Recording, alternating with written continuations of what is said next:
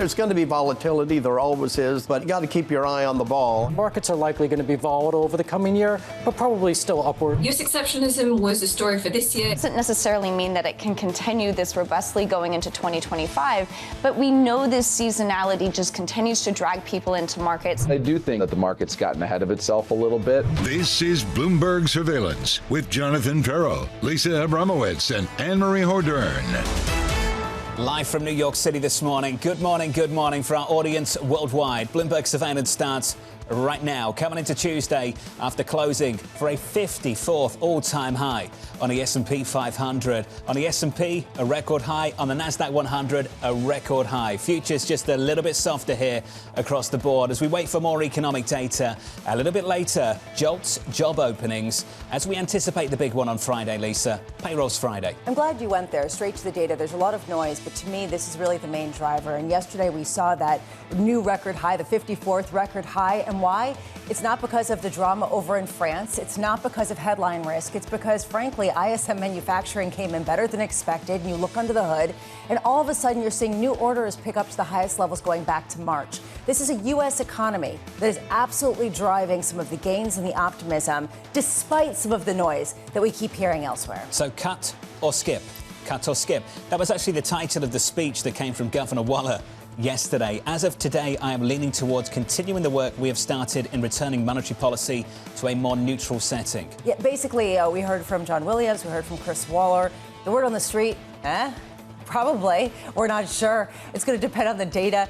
For John Williams, I expect it will be appropriate to continue to move to a more neutral policy setting over time. The path for policy will depend on the data. Basically, clarity like mud. Very difficult to get a sense of timing. Either way, this seems to be a Fed setting up for a cut and then very different communication into 2025. So compare and contrast the United States versus Europe. In the United States, the conversation on the Federal Reserve, cut or skip.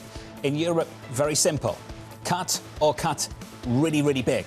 25 or 50 seems to be the conversation, and for good reason. Looking to France. When you look what's happening in France, basically we're on the brink of the government collapsing.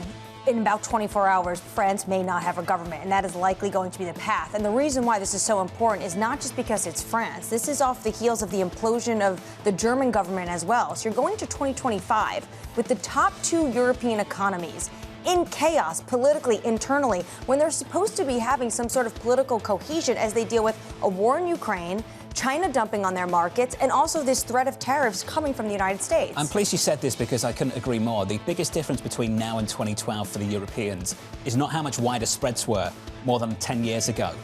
It's that this time the core is fragile. And a decade ago, it was all about the periphery. It's very different right now. And away from the bond market, you could make the argument for the economy, for the structure of Europe, for its future. Things are just as dicey now as they were back then. Yeah, arguably even more because the economic engines are being called into question. And just sort of to highlight that point, this time around, French yields are basically trading in tandem with Greece. They are just a couple basis points behind that. A bigger question here, how does the ECB respond when you're not seeing necessarily some of the contagion you otherwise would see to other bond yields outside of France? It raises this question, how do they maintain the core and set the precedent at a time where there's supposed to be a one-mandate central bank responding to inflation? The euro yesterday a whole lot weaker. This morning bouncing back just a touch. We're up 0.2% on euro dollar, 105.17. Coming up this hour, we'll catch up with Dirk Willer of Citi on US exceptionalism. We'll speak to Stephen Gennaro of Stifel, boosting his Tesla price target to a street high, and Steve Englander of Standard Chartered on just how far the dollar rally can run.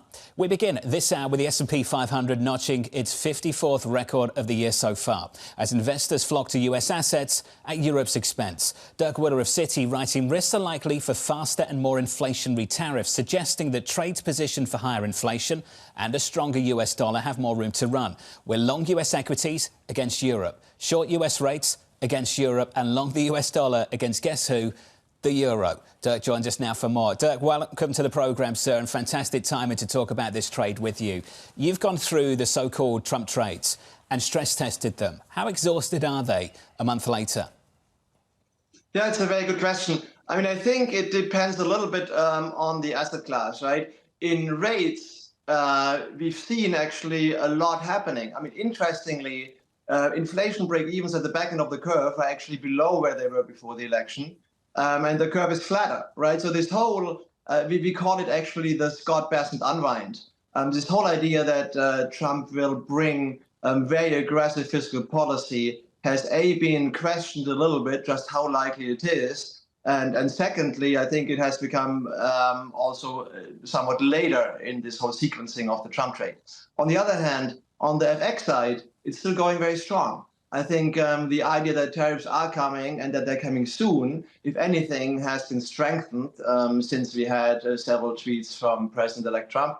And so the dollar has kept giving, that Trump trade has kept giving, and we expect it to continue because, to be honest, for that trade to be over before the first salvo has been fired at Europe by the Trump administration is really quite unlikely. So that we still expect to keep going, and we are still positioned, as you point out. Now, we still, as you also pointed out, we have the underweight in rates trades against Europe, but that is more driven by European weakness rather than by this fear of very aggressive fiscal policy in the US, because that has been pared back, and we think rightly so. How low is the bar, Dirk, for a positive surprise in Europe to potentially unleash a bit of euro strength, given the fact that as you've stress tested this dollar long, I'm sure you and everybody else notices how much it's the absolute consensus? Yeah, no, true. I mean, the two Trump FX trades are very strong consensus, long dollar CNH and shorting the euro. And in some sense, the CNH trade probably has still the stronger foundation. And the reason is that the PBOC in many ways is your friend.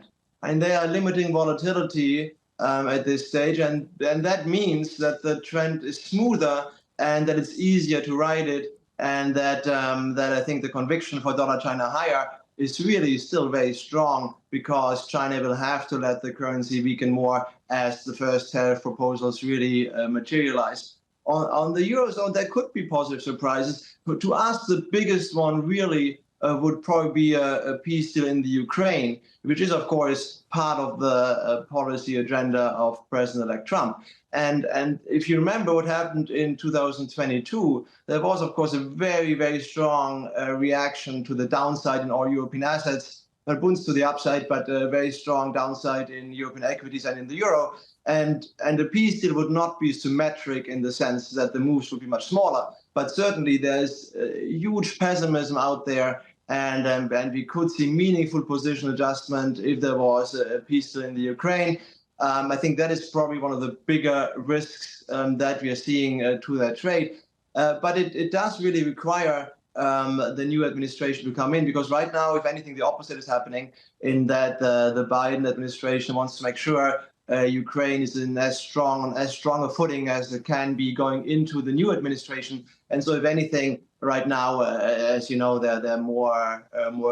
So the war is going, if anything, escalating slightly. But the de-escalation under Trump might be a big risk to the euro shorts. There's sort of this larger picture existential question that a lot of people keep asking as they take a look at gold prices and see them climbing higher and higher. At what point will American exceptionalism quietly erode some of the fiscal dominance that the United States has? Essentially, why is it that the U.S. and how long can the U.S. avoid the bond vigilantes and some of the market forces that the likes of France are facing as they face fiscal dysfunction? How much are you watching gold as a barometer of that? Gold is an indicator of that. And interesting enough, gold actually sold off after the Trump election and has not fully recovered yet, even though we bought gold back on this dip, so we still think it will go higher.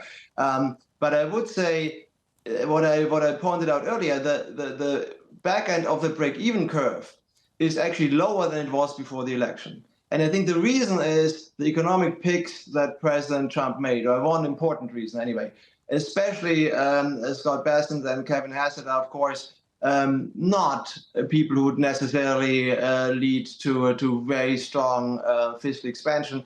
Scott Bessent is a fiscal hawk, and I also thought it was very interesting that that President Trump had this tweet yesterday, over the weekend rather, about the BRICS and how important the dollar dominance is for him. And if you think dollar dominance is an important policy goal, you cannot wreck your fiscal accounts, clearly. And that is in line with what some of his economic officials are also saying. So I think there has been a bit of a rethink that maybe the fiscal situation will not be quite as dire as people were expecting during the election campaign when the budget deficit really didn't feature. It did feature in the victory speech, and it did feature subsequently in some of the comments of the economic officials. So I think, if anything, the market is saying this particular risk has been come down. It's still with us. Clearly, the trend currently is unsustainable. But I think the doomsday scenario of a huge acceleration on the fiscal side is not quite as clear anymore.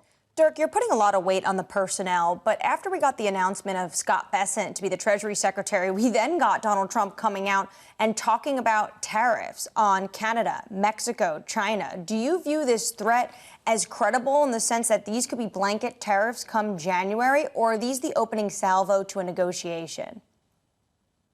It looks very much like a negotiation tool. I mean, it is a big question, right? Whether we get tariff man or whether we get someone sort of from the art of the deal, basically.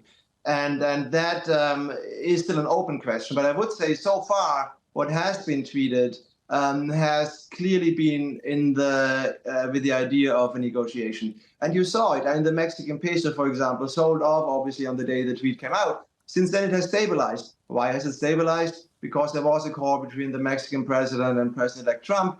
And that seems to have cooled down the situation somewhat. It will be a difficult negotiation, but in the end, I think it's likely that Mexico, for example, will play ball when it comes to the border or some of these other issues. And it seems to me so far the thrust of the tweets has been certainly we push out these demands. And then if these demands get met, we will not tariff that particular country. It's not saying, oh, we have to raise tariffs to raise revenues, which also was under discussion during the election campaign. So far, it looks more like the art of the deal than tariff man. But certainly we'll have to watch carefully how this is going forward. So based on what you're saying, tariffs, you think this is a negotiation, you think there's going to be some restraint on fiscal spending. What's the biggest uncertainty you have about Trump policies next year? No, don't get me wrong. I mean, the tariffs clearly still have a lot of uncertainty. I mean, there is the question, will it be narrow tariffs, will it be broad tariffs? There will be tariffs, right? I mean, I think that is clear. Narrow tariffs, I think, could work quite, or would not disturb the market overly, and would be similar to the last time where the inflationary impact was really quite small. And of course, Kevin Hassett, the last time he crafted these tariffs in a way to really minimize the inflationary impact. And he will probably try to do so again. If we talk broad tariffs all around, it will be much harder to avoid more meaningful inflationary uptick. So that will be clearly key to watch. On the fiscal side, of course, we have to observe whether the more benign rhetoric will actually play out in the numbers. I mean, it is a very difficult fiscal situation the U.S. finds itself in, it's really, we have to see how it goes. My only point is that it has to become a policy point, a talking point, to talk about the budget deficit, which never was the case before. So I wouldn't always say that, but certainly the worst case maybe is not going to play out. Framing the debate for 2025. Dirk, appreciate your time. Dirk Wetterberg of Citi. As Dirk was speaking, some breaking news. Well anticipated after reporting of the last week or so, a $12 billion all-stock deal for BlackRock buying the private credit manager HPS Investment Partners, a $12 billion deal that we've been waiting for over the last few days. HPS manages about $150 billion of assets. It's a private credit behemoth founded in 2007 by 3 former Goldman Sachs partners. And this really highlights how much you've seen a convergence of private credit and public credit at a time where a lot of big asset managers are looking for fees. Remember, BlackRock has been cannibalized by some of its ETFs that have been incredibly low-fee types of products. So the CFO of BlackRock coming out and saying combining public and private credit is the future of fixed income, very similar to what we were hearing yesterday from Tom Kennedy of JP Morgan. They've been quite acquisitive over the last 12 months, haven't they? HPS Partners, Global Infrastructure Partners as well in the last 12 months. There's a couple of deals lining up for them. This is the future. And a lot of people are pointing to the fact that essentially the pool of assets is getting bigger, but it's only outside of the public markets. You start to look at a place like BlackRock, you start to look at the no fee or 0.01% fees on the ETFs, and you have to wonder the path forward has to look different than the past 10 years. And that seems to be the pathway that they're paving with some of these acquisitions. It's the deal we've been waiting for over at BlackRock Bank, HPS Investment Partners, for about $12 billion. For an update on that and a whole lot more, let's get to your Bloomberg Brief with Danny Berger. Hey, Danny. Hey, John. Yes, so the details on that. Brian, private credit manager, BlackRock is HPS Investment Partners. It's a roughly $12 billion deal. It will be all stock. HPS manages nearly $150 billion, and it will give BlackRock a significant foothold in, as you've been pointing to, is one of the hottest markets on Wall Street. Meanwhile, Israel says it's still committed to a ceasefire in Lebanon after Hezbollah claimed its first attack on an Israeli military site since it took effect last week. Israel responded with its heaviest airstrikes on Lebanon since the truce began. White House National Security spokesman John Kirby says the ceasefire is holding, largely speaking. And it was a record-breaking Cyber Monday. According to Adobe, U.S. shoppers are expected to have spent as much as $3.5 billion yesterday. The firm raised that from an expectation of $13.2 billion for what's the busiest online shopping day of the year. Spending for the period between Thanksgiving and Monday is expected to reach $40.6 billion. That's a gain of 7% over the same period last year. And that's your brief. John. Danny, thank you. More from Danny in about 30 minutes' time. Up next on the programme, France's Moment of Truth. Clearly, the situation is deteriorating in France. The situation in terms of when you look at the budget and the fiscal policy is clearly now a concern for 2025 and 2026. That conversation just around the corner, live from New York City this morning. Good morning.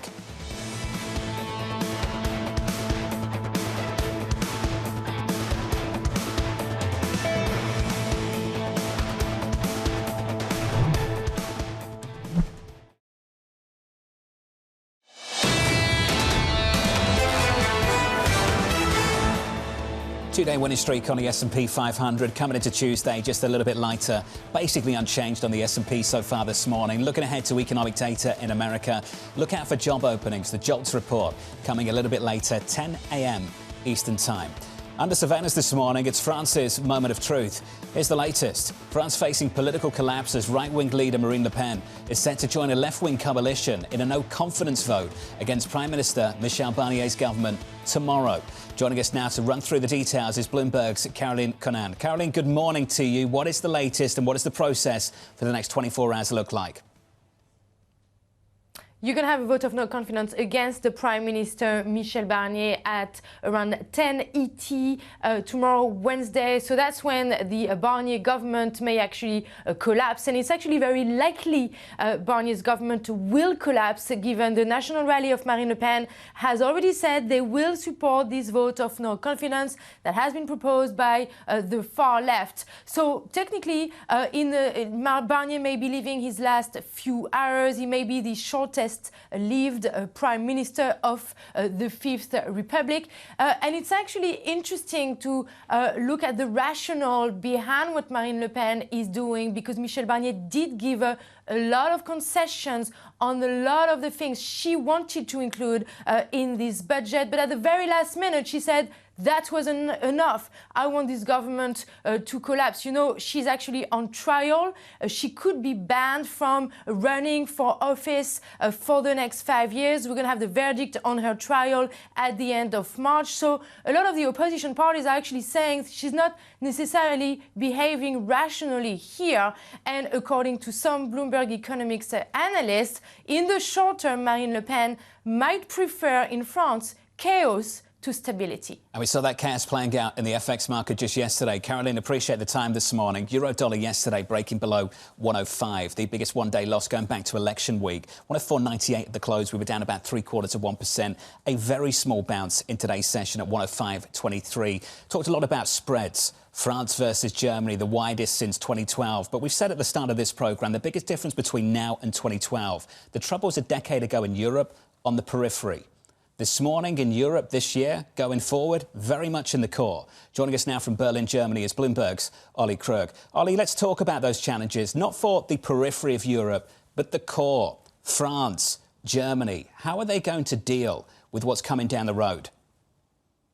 Absolutely, John. I think that is the fundamental question here. And I think there is a question is, are we set up to be in a position to sort of reach out and basically confront the issues that are facing Europe in the form of the United States being much more hostile? The same thing with China. Does Europe have the sort of unity to do so? I mean, we put this sort of in the context of the French government collapse. The German government collapsed just, a couple of weeks ago. And at the very center of the debate there, listen, I just spoke to the head of the sort of lobby group for the SMEs of Germany. This is a huge part of the German economy. It's a hard one to get a gauge on, because it's so many little companies, but they were basically saying that none of the political parties going into this election really offer a treatment to the underlying disease. Everyone is trying to sort of touch on the symptoms, and that basically the sense that the politicians are dealing basically just with kind of playing in kindergarten is literally what he said. And putting it in the context of the reality is the fact that we've talked about the sort of decline of German industry for the last 2 years. We know about the gas crisis after the invasion of Ukraine, but the reality is really hitting the road right now. Just in the last couple of weeks, I'll give you some of the figures. ThyssenKrupp cutting 11,000 jobs, Bosch cutting 5,500 jobs, Siemens cutting 5,000 jobs, Ford cutting 4,000 jobs, Volkswagen, we don't know if it's 10,000 or 30,000 jobs. We're talking about possibly 50,000 jobs being cut at the sort of very heart of German industry over the last couple of weeks. And the solutions that are being proposed by Ursula von der Leyen and Mario Draghi is not anything other than more unity within Europe. And at a time of crisis, a lot of nationalism surges up. Can you really get a capital markets union? Can you really get a banking union? That is the question before these Europeans, and one they need to answer if they want to avoid, as Mario Draghi puts it, slow agony. Oliver, how did we get here? I mean, there's this question of how much this has to do with China and the pressures from there. There's a question about how much is idiosyncratic to specific industries like the auto industry. And then there's a question about whether it's a fiscally driven issue where things were, money was spent, but not necessarily on investments that could have long-standing returns. I think that is at the heart of many of the questions here. I mean, you just take Germany as an example. I think a lot of the critique that you get from Angela Merkel now looking back, despite the fact that these were very good growth years for Germany, is the fact that they basically didn't lay the groundwork for the future. She obviously was able to also maintain that relationship with Vladimir Putin, but in her absence, even that collapsed. And I think there's a lot of criticism here in Germany. There is all this sort of fiscal prudence, all this fiscal rigor. But when it comes to a crisis, where is that money to be spent? What is the point of having these seriously depressed borrowing costs if in a crisis you're not willing to sort of animate some of those funds and move things forward? I mean, it's sort of shocking when you look at, for example, fiber high-speed internet penetration in Germany. It's very, very poor. The train systems don't really function anymore, which is, it goes against all of the sort of reputations that you have for Germany. And these issues are coming to roost now. The question is, with this election, will this wake up politicians? You may be in a position where actually you have the party that brought in the debt brake, added it to the Constitution in 2009, may be willing to work around it come this election in February, but we'll have to see. Oliver, just quickly, over the past few days, we heard from Christine Lagarde in the FT, and she was asked, do you still think Trump's a threat for Europe? And she said her thinking has changed a bit. It's now up to the Europeans to transform that threat. How on earth are they going to work together to potentially fend off Donald Trump's tariffs if they have two political crises in the top two economies?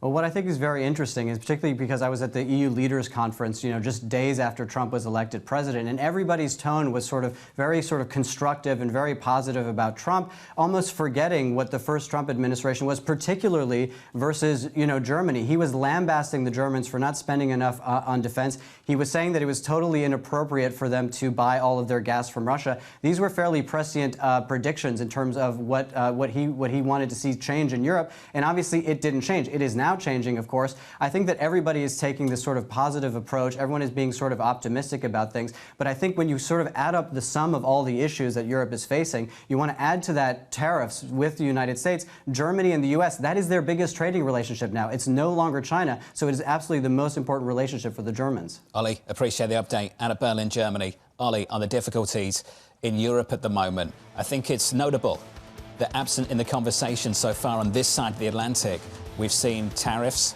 the first shots fired at Mexico, Canada, China. Europe so far has been spared. Well, at least because maybe it's not even necessary to say it. There already is plenty of fear baked into the market on this front. More still to come, I'm sure. Coming up next on the programme, why Stifel has boosted its price target on Tesla to a street high.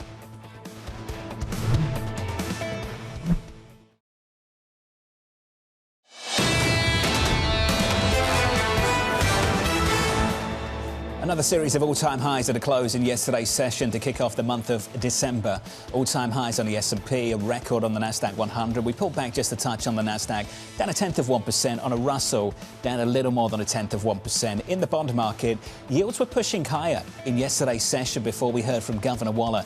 Then Governor Waller released a speech, cut or skip.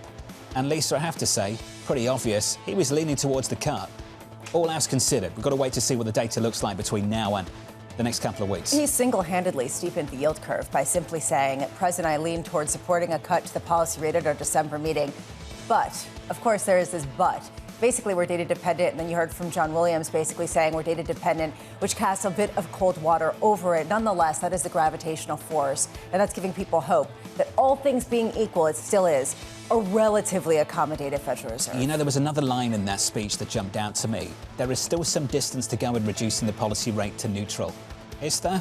Because the big debate on Wall Street right now is just how much. How much is this a big debate on the Fed as well? Austin Goolsbee talking about the same kind of thing. There's a good distance until we get there. Other people less clear on that. It's harder to know where the neutral rate is, and that's why we have to be slow and deliberate in terms of how quickly we get there. To me, I want to hear about that. How much that is the actual focal point of a lot of the heated debate that we hear about from the next Fed meeting. Over to you, Chairman Powell, tomorrow when we hear from him. Looking forward to that. Let's turn to foreign exchange. The euro at the moment bouncing back from yesterday's losses. Euro dollar 105.22, a whole lot weaker yesterday, and here's the why. Under surveillance this morning, French lawmakers set to hold a no-confidence vote tomorrow. Marine Le Pen's national rally and a left-wing coalition are expected to join forces to topple the government. What next? Well, what next at a time when this would be the shortest-lived, as Caroline was saying, shortest-lived government going back to the 1950s for the fifth democratic regime of France? It raises a question of what they can actually do to remedy this. Yes, you get chaos. You don't have a clear resolution because the next vote isn't for months and months. It raises a question. If they cave to Marine Le Pen and continue with a deficit that increases over time, is that good for the bond market? If they don't make those concessions and the government falls apart, is that better for the bond market? What are bond vigilantes protesting except for France itself, which is essentially what we heard from JP Morgan? Well, Citigroup last week even said no French government will enjoy the policy space whatsoever until at least the autumn of next year. Everyone was expecting that this government was already going to be on a short leash. And now it's going to be even shorter because you're going to have absolute paralysis, a lame duck government, because they can't have elections, to Lisa's point, until July because they just had an election, and that is illegal under their constitution. So now the focus is actually going to go to Emmanuel Macron. And is he going to be forced maybe to step aside, even though he has a mandate until 2027? A rock and a hard place. I think we're all looking at the same spread, Germany versus France. I think the one to look at right now is France versus Italy. Why is France trading inside Italy? Based on what you describe as a really big issue between a rock and a hard place for politicians there. Just wait a week. Maybe it won't be. I mean, looking just, I know you mentioned Italy, but Greece, you could see that their 10-year yield is 2.92%. The French 10-year yield is 2.918%.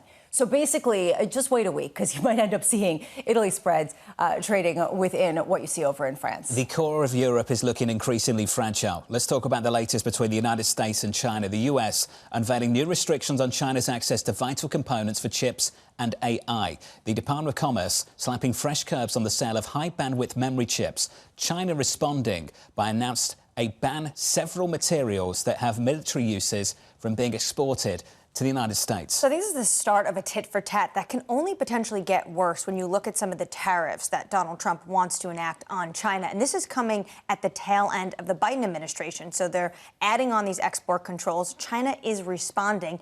But how much worse does this get in 2025, especially when you look at who he's tapping for USTR and some of the comments that individual made when the Europeans want to say that they're going to basically de-risk from China. And this individual that's going to be tapped for USTR is saying, actually, I think we need to decouple from China. How quickly does that start to maybe unravel in the next 12 months? How can you decouple from a country that provides the vast majority of raw materials necessary for the entire chip infrastructure? I was looking at statistics. Just looking at about 60% and 90% of the world's germanium and gallium production in 2022. It accounts for 79% of all of the global raw silicon. So we're looking at a situation where China holds the keys to a lot of the materials that potentially go into this chip making processes. So to me, I look at this and I wonder, how much are we accounting for the tit for tat and how this escalation could go? And how is the U.S. preparing to decouple with its sourcing for some of these raw mineral earths? It takes me right back to EVs. Same issue, right? Same Batteries, EVs, how do you really decouple on that front? They have the majority of the raw materials, and then they also have the majority of the processing of those raw materials to make the critical components needed in a thing like an EV, like the batteries, which is why a lot of commodity strategists I've spoken to over the course of the past year or two have been talking about the fact that China's long game is not exporting the battery. It's happening right now. It's exporting the entire car. You want an EV, we're going to hold back on raw materials, you have to buy the car. Let's squeeze in the deal of the last 30 minutes or so. Widely expected, BlackRock reaching an agreement to buy HPS Investment Partners for approximately $12 billion in an all-stock deal. The agreement with HPS boosting BlackRock's alternative asset figures by 25%, putting it in closer competition with KKR and Apollo Global Management. This is where the push is right now for the likes of BlackRock and pretty much everyone else. Because this is where the money is. Just giving you this little nugget here.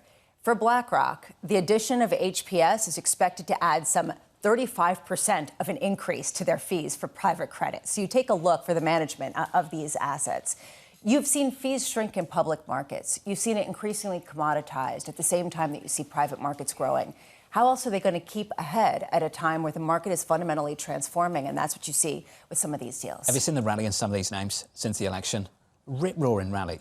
Apollo, the first week after the election, just absolutely ripped. There is a view that the environment's going to turn in their favour even more over the next 12, 18, 24 months. How much was that? Partly because you did see a particular person, Mark Rowan, in a condition, in consideration for potentially becoming the Treasury Secretary. There is an amenable force in the White House, it seems, towards some of these business structures. Let's turn to Tesla. Stephen Gengaro of Stifel raising its price target to a street high of $411, writing this: while we have confidence in Tesla's auto business, the significant value creation potential from its AI-based full driving capabilities and Cybercab underpin a positive outlook. Stephen joins us now for more. Stephen, welcome to the programme. That's quite a pump higher to your price target. Appreciate your time this morning. Can you explain what's new about some of this and what's changed over the last few months?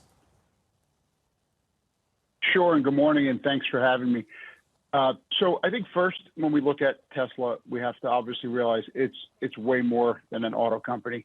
And in fact, when we look at our valuation versus our prior price target, the auto business actually came down a bit. And the primary reason it came down was we took a little more conservative approach to margins because of the potential removal of the EV tax credit in the U.S., so the $7,500 EV tax credit.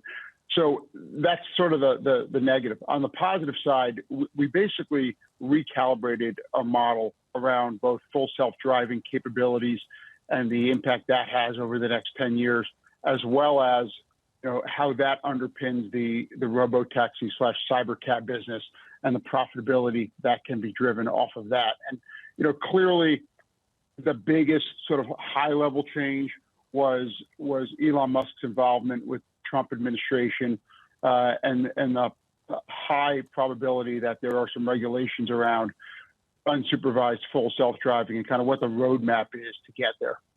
How do you price that in, Stephen? That's exactly where I was going to go, this idea.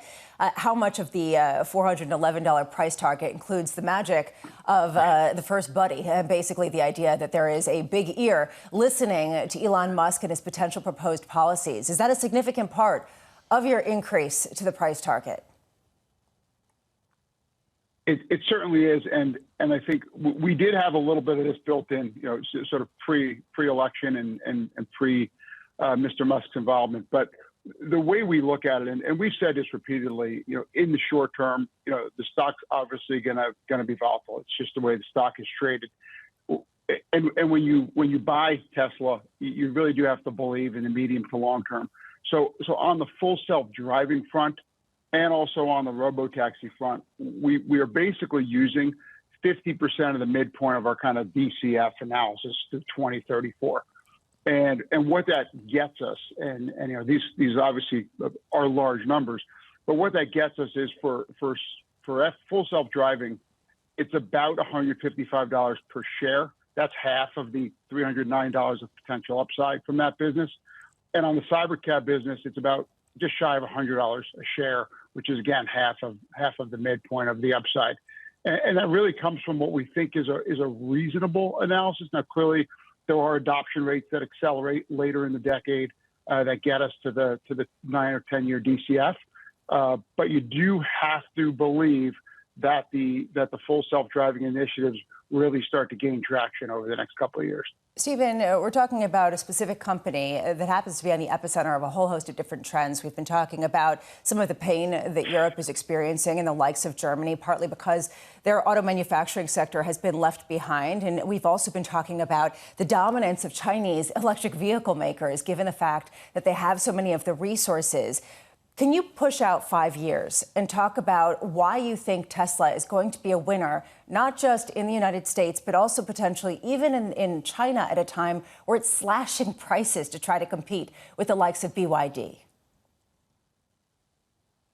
Sure. And I think first, when we take a look at this, we do have to understand that removals of EV tax credits, certainly some of the challenges are in the U.S. around domestic raw materials and processing, et cetera, they do have an impact. And I think that's really hurt the legacy OEMs traction in the business. And it also is a difficulty that Tesla has to deal with.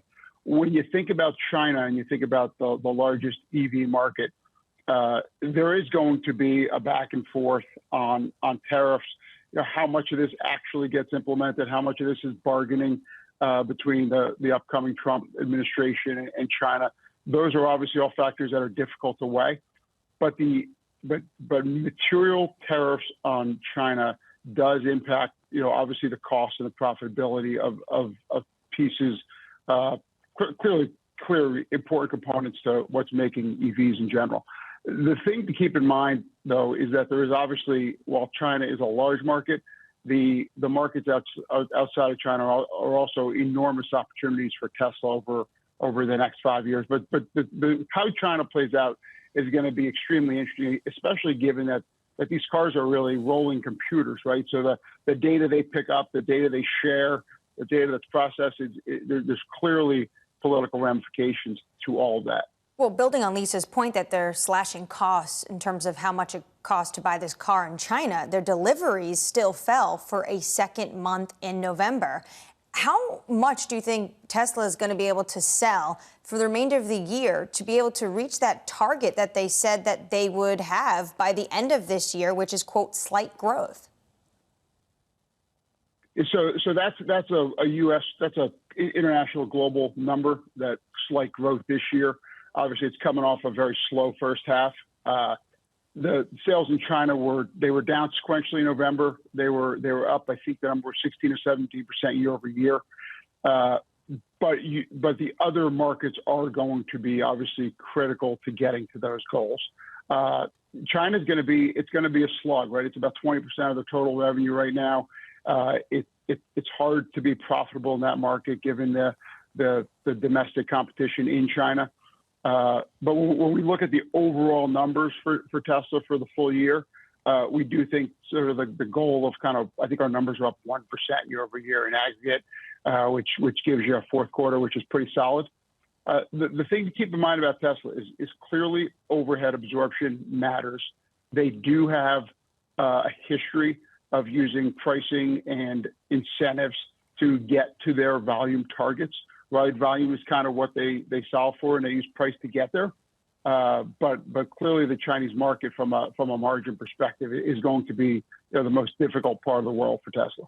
Stephen, just finally, the stock is down this morning by 1.4%. We all saw the news yesterday that Elon Musk's record pay package was once again rejected by a judge in Delaware. Do you think there's a very real risk now that Elon Musk focuses his attention elsewhere on things like SpaceX? I think that you're talking about enormous dollars, right? I think Elon Musk knows that his name is going to be forever linked to Tesla, and I think he is very focused on making sure Tesla thrives long term. So he obviously has his hands in several different businesses, but I do think from his perspective, he needs Tesla to thrive because everybody's going to link his name to Tesla, for history. Stephen, appreciate your time this morning, sir. Thank you. Stephen Gengaro there of Stifel on Tesla. That stock is up by about 1.4% in pre-market trading. Let's get you an update on stories elsewhere this morning with your Bloomberg Brief. Here's Danny Berger. Hey, Danny. Hey, John. President-elect Donald Trump plans to travel to Paris on Saturday to attend the reopening of Notre Dame, which was devastated by fire in 2019. Trump wrote on his Truth Social platform on Monday night, President Emmanuel Macron has done a wonderful job ensuring that Notre Dame has been restored to its full level of glory. And even more so, it will be a very special day for all. UK developers are suing Apple over App Store commission charges. They claim charges as much as 30% on sales created an anti-competitive tax on the nation's tech industry. According to Professor leading the claim, Apple could be responsible for repaying as much as $995 million in fees. Now, speaking of Elon Musk, Bloomberg has learned that SpaceX is in discussions to sell insider shares at a valuation of about $350 billion. That's a significant premium to the $255 billion valuation that was reported last week. It would also cement the status of Elon Musk's rocket and satellite company as the most valuable private U.S. firm. That's your brief, John. Danny, thank you. Danny will be back in about 30 minutes' time. Up next on the program, dollar dominance. Important to not just look at the US fundamentals, but actually to cast, a strong light on the Eurozone fundamentals too. And what we have in the Eurozone is, I think, a weak Euro story. And I think that is something that's going to pull Eurodollar lower. That conversation up next, live from New York. You're watching Bloomberg TV.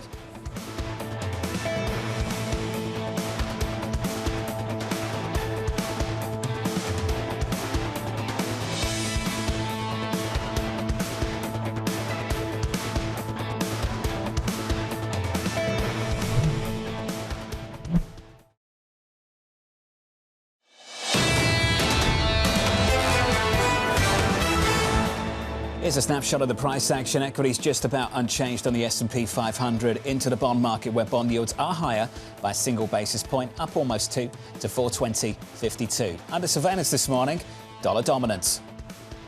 Important to not just look at the US fundamentals, but actually to cast, a strong light on the Eurozone fundamentals too. And what we have in the Eurozone is, I think, a weak Euro story. And I think that is something that's going to pull Eurodollar lower. The market is going through this adjustment now of expectations. There has been a strong dollar policy. We know that there's a question mark with respect to Trump's view because he wants to address the US trade deficit.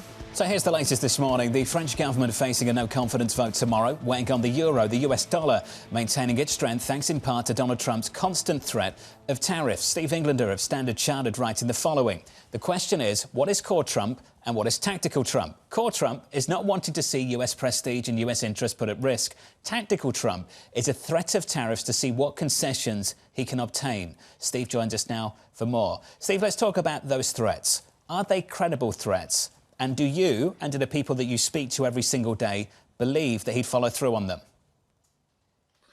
Well, I believe, and I think they believe, that he'll follow through on them if he doesn't get the satisfaction on, in terms of changing policies and getting some visible concessions from other countries. The question, does he actually want to slap on the tariffs on Canada, Mexico, other allies, or does he just want them to adjust their policies and kind of be more friendly towards buying U.S. products? And that's probably the case. I think more than protectionism, he's probably doing what you could call a protection racket, which is going to them in advance of his being in power and saying, look, if you want to avoid trouble, this is what you got to do. And if you cooperate, then, things will be fine.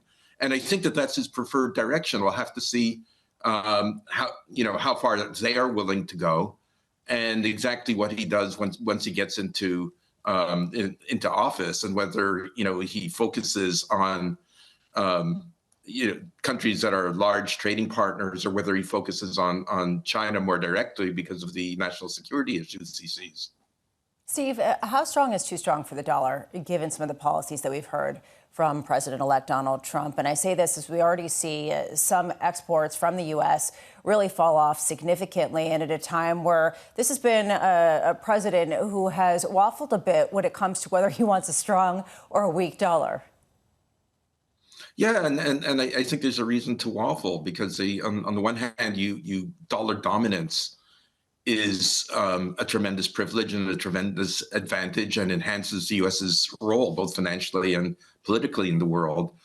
Everyone talks about sort of the reaction to the tariff threat, but if I was a U.S. exporter or even a U.S. farmer, and seeing the dollar, run up to 105, it was 109 against the euro before, Trump election odds started going up. If I was a manufacturer who was depending on exports, I'd say, where's my tariff, or where's my subsidy, where's my protection? Because that segment is going to be damaged. So I think that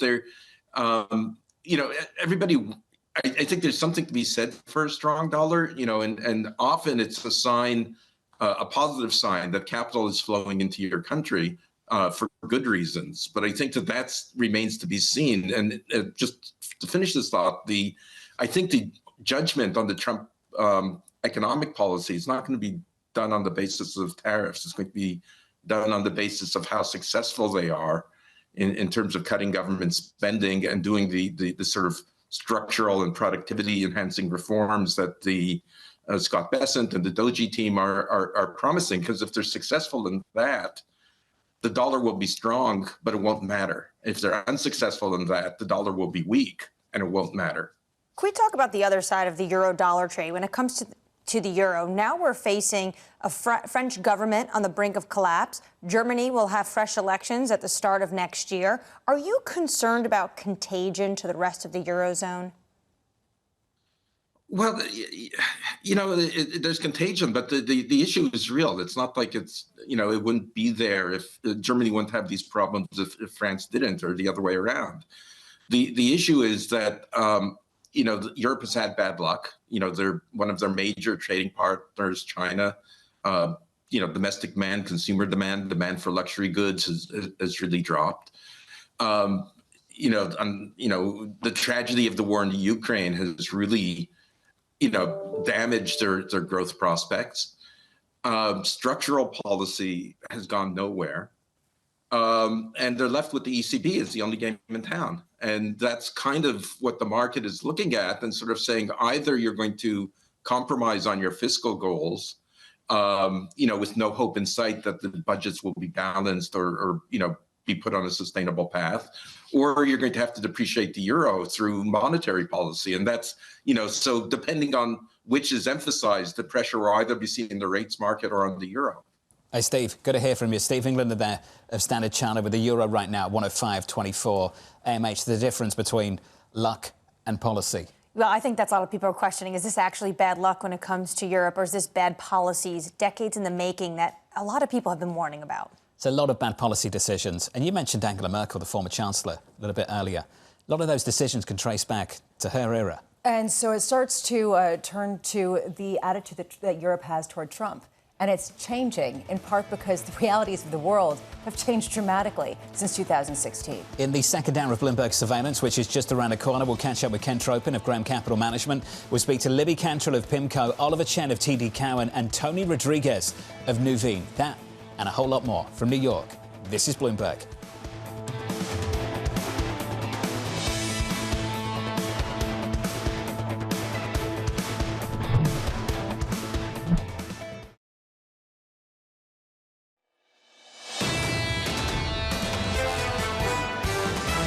The Fed may try to push through a third-round rate reduction in December. The Fed's going to need to see more data, but I think they could be getting close to a pause. If you look at consensus expectations in our own over the past 3 years, growth has continually outperformed expectations. We have seen a real pickup in growth. Remember, we were promised a recession, and we got an acceleration. At some point, we are going to have a recession. I think the question is when. This is Bloomberg Surveillance with Jonathan Ferro, Lisa Abramowitz, and Anne-Marie Hordern.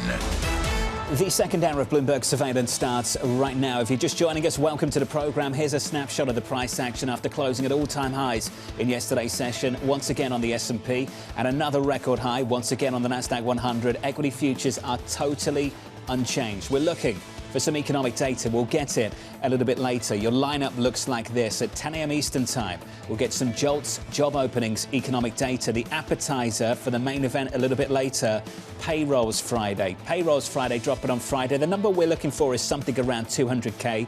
And sandwiched in between, something that Lisa took note of as we kicked off the trading week, Chairman Powell speaking tomorrow. That's one to watch. Yeah, especially because it kind of came in the diary a little bit on the later side. So what does he want to say? Is it going to be the big unveil? We're going to cut. And so you don't have to watch the rest of the data. No, he's not going to say that. But does he weigh in on just what kind of data he needs to see to be confident that cutting in a couple of weeks' time isn't going to reaccelerate an economy that continues to the surprise to the upside? The core of the Fed so far, Governor Waller, New York Fed President John Williams seem to be leaning towards an interest rate reduction in 2 weeks' time. Yesterday, Chris Waller single-handedly steepened the yield curve, moved the market, moved two-year yields lower by saying, at present, I lean towards supporting a cut to the policy rate at our December meeting. But there's always a but. They're never going to tell you outright what they're going to do. It depends on the data. So now to your point that you've been making quite a bit, John, how low is the bar or how high is the bar, depending on what number we get on Friday, to the fact that they could skip over this potential cut? Payrolls on Friday, then CPI next week, and then they're waiting for January 20th. They're waiting for Donald Trump to walk into the White House and officially announce some policy changes. For a lot of people in this market, Anne-Marie, they're not waiting. The Trump second term has already started with regards to trade. Yeah, it already started when he started truth socialing what he plans to do when it comes to trade, whether or not it's on Canada, on Mexico, that really looking ahead to the renegotiation of USMCA in 2026, or whether or not it's going to be tariffs on China. Interesting, one place Trump has not called out for tariffs just yet is Europe. And Europe is in complete paralysis right now. And he's going to be flying in to the belly of the beast this weekend. Going Saturday to France. He's going to be meeting Macron, the third foreign leader he's meeting since the election. And I wonder if Macron is really going to try to lean into that idea of, wait, just give us a little bit of moment before you start coming after Europe. Belly of the beast might be overly sympathetic, given the fact that essentially he doesn't need to jawbone anything with Europe because it's doing it itself. And I will just say we have to make truth socialing more of a thing because people still say tweeting even when he truth socials. I'm just curious at what point people are looking at the headlines and pricing in some of these policies, and at what point people are just looking at the raw data that continues to surprise to the upside.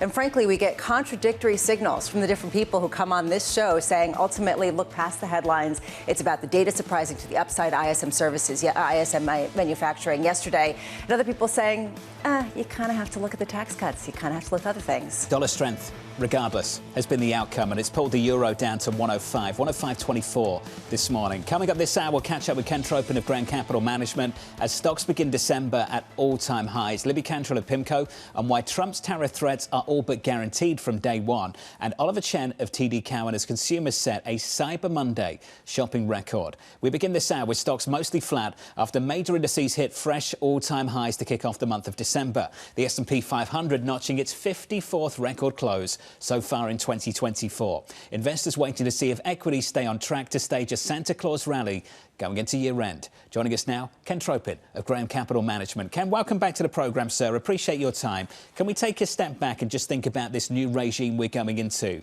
Compare and contrast maybe the next 5-10 years to the previous 10 and how different you think will be. Well, it's going to be really interesting in so many different ways. If you think about it, Trump is very action-oriented, and his policies in general are pretty different from Biden. So I think we can expect him to, particularly as you look at some of the cabinet picks, which lean right, and I think we can expect that he's going to follow through on some of his campaign promises, and that's going to move markets a lot. My gut is, and of course the market's acting this way, the dollar moves higher, and the yield curve steepens because people are worried about the deficit, and fiscal conservatism is kind of a dinosaur in politics these days. Ken, let's pick up on that final point, fiscal conservatism. Do you think that they're going to test the boundaries of deficit financing once again? How far do you think they'll push things? I mean, they'll push until they can't. You know, I think it's really a market psychology issue ultimately. If there's a point in time where it seems like the deficit is running away from us, and we're not that far from there, it could really spook buyers of long-dated bonds. Something that is really unique today that's different from, you mentioned the past, is that there's no duration risk priced into bonds. So, you know, you're not getting much of a reward, 10 basis points, 15 basis points between, you know, for investing in the 10-year versus the 2-year. So, you know, if we were to get in a situation where investors are spooked by the bond market, you could easily see, you know, a pretty good sell-off. And also, you could see that the steepening would have to happen pretty drastically. And, you know, the market's just not looking at that. But duration risk is not priced properly. Ken, people have been talking about this, and I'm sympathetic to this view as I watch the auctions every week. There are a whole host of new ones next week.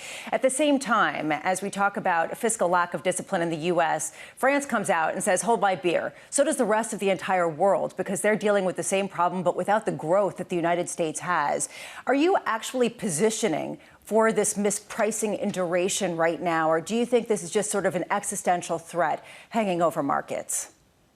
No, I think it's a real threat, and I think it's legitimate. And if you think about it, even if Trump's policies prove not to be inflationary, and most of us think they will be, you know, that of course is concerning, in particular for the long end. But then, you know, the fact that there is no reward for taking duration risk seems to me that, you know, you've got to get going on getting some of these positions on, but you got to be also cautious as we're in this transition period between Biden and Trump. But I think over the next 6 months, they play out. I think the dollar continues to strengthen and the yield curve steepens. And, you know, I think our job as portfolio managers and asset managers is to try and take advantage of these opportunities. They don't always happen with the kind of frequency we're looking at today. I'd love to understand the contour of the opportunity, Ken. Note from Max Kettner over at Max Kettner, over at HSBC, came out just a moment ago saying what could be the top risks to their bullish scenario on U.S. assets. And one of them is if there is an increase in the longer end of the yield curve to what he calls the danger zone, which is above 4.5%. Do you see that as something that could play out, that as the yield curve steepens, that torpedoes some of the incredible optimism around U.S. equities? Absolutely, it's a risk factor. In fact, if I'm an investor, an institutional or high net worth investor, it's hard to recall a more risky time. And that doesn't mean I'm predicting a market top. But if you think of it this way, we talked about the duration risk not being properly priced in bonds. We talked about the yield curve steepening. But if you talk about equities, it's the Mag 7 that have driven the market to not only all-time high, but relatively all-time high valuations. And the concentration risk that we see today in equities is way different from, say, 10 years ago. In 2015, the top 7 stocks represented 15% of the market cap of the S&P. Today, it's 29-30. So not only do you have fixed income concerns, but in equities, they're very expensive from a valuation point of view.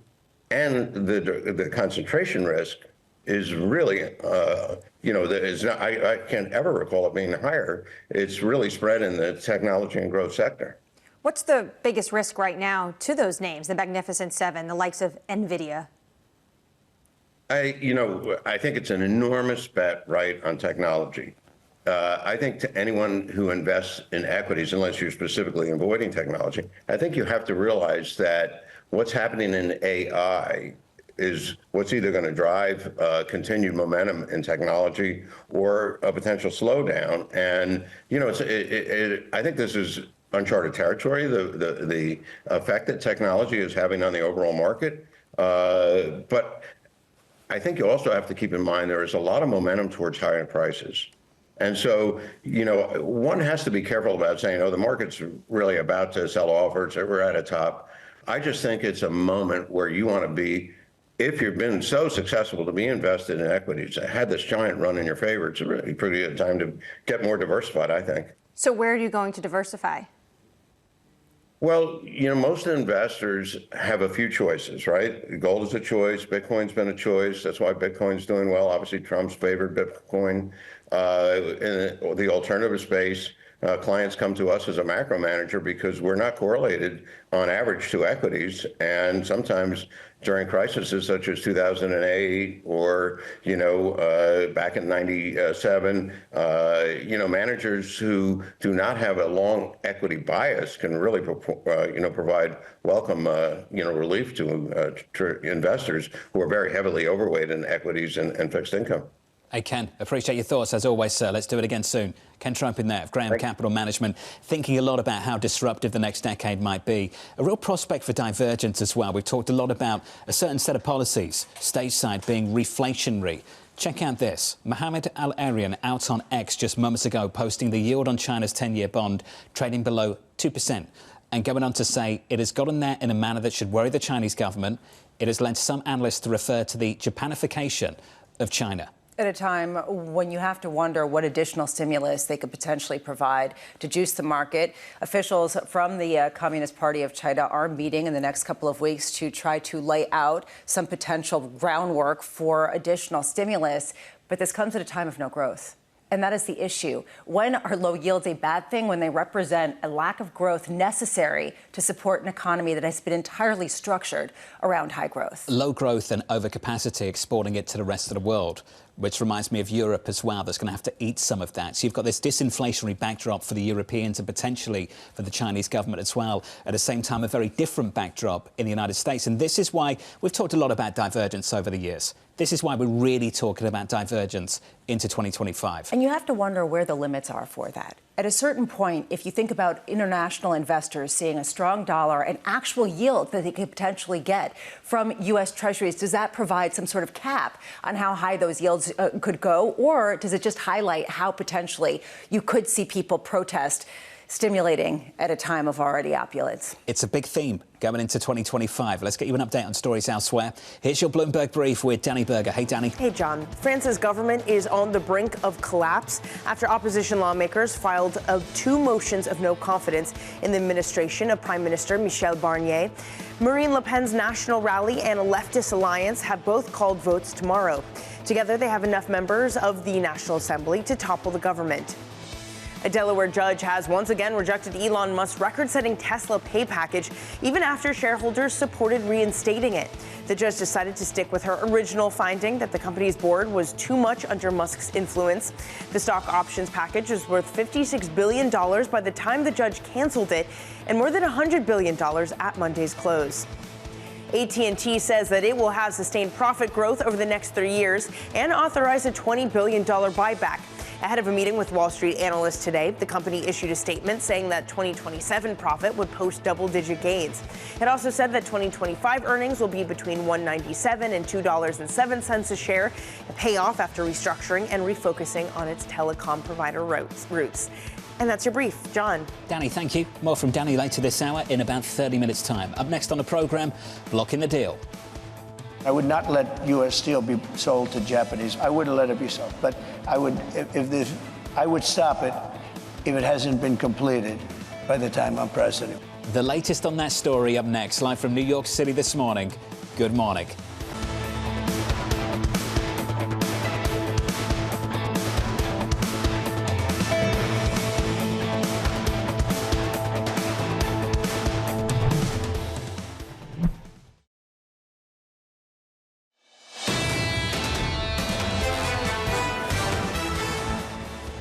Equities at the moment on the S&P 500 just about unchanged after closing yesterday for a 54th record high so far in 2024.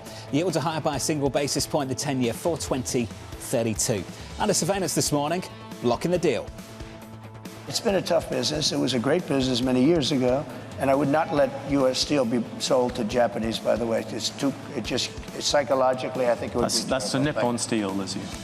Yeah, I wouldn't let.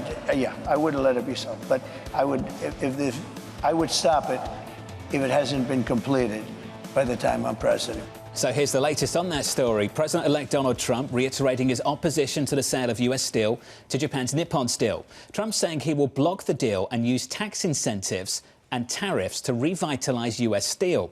Libby Cantrell of PIMCO writing the following. Trump believes tariffs are a win-win. Either the mere threat of them forces new behaviors or nothing changes and tariffs are imposed. An outcome that Trump seems comfortable with, as tariffs, in his own view, have their own benefits. Libby joins us now for more. Libby, good morning. It's good to see you. morning. Do you believe they are a credible threat or just a blatant negotiating tactic? Because there is a difference between the two. Well, I think it sort of depends on what you're talking about. As it relates to Nippon Steel, I mean, I think he absolutely believes this. There's obviously a political benefit here.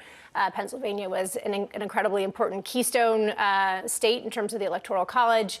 But he also believes this. I think this is the thing that we have been trying to reinforce with our clients, is this is a deep-seated ideology.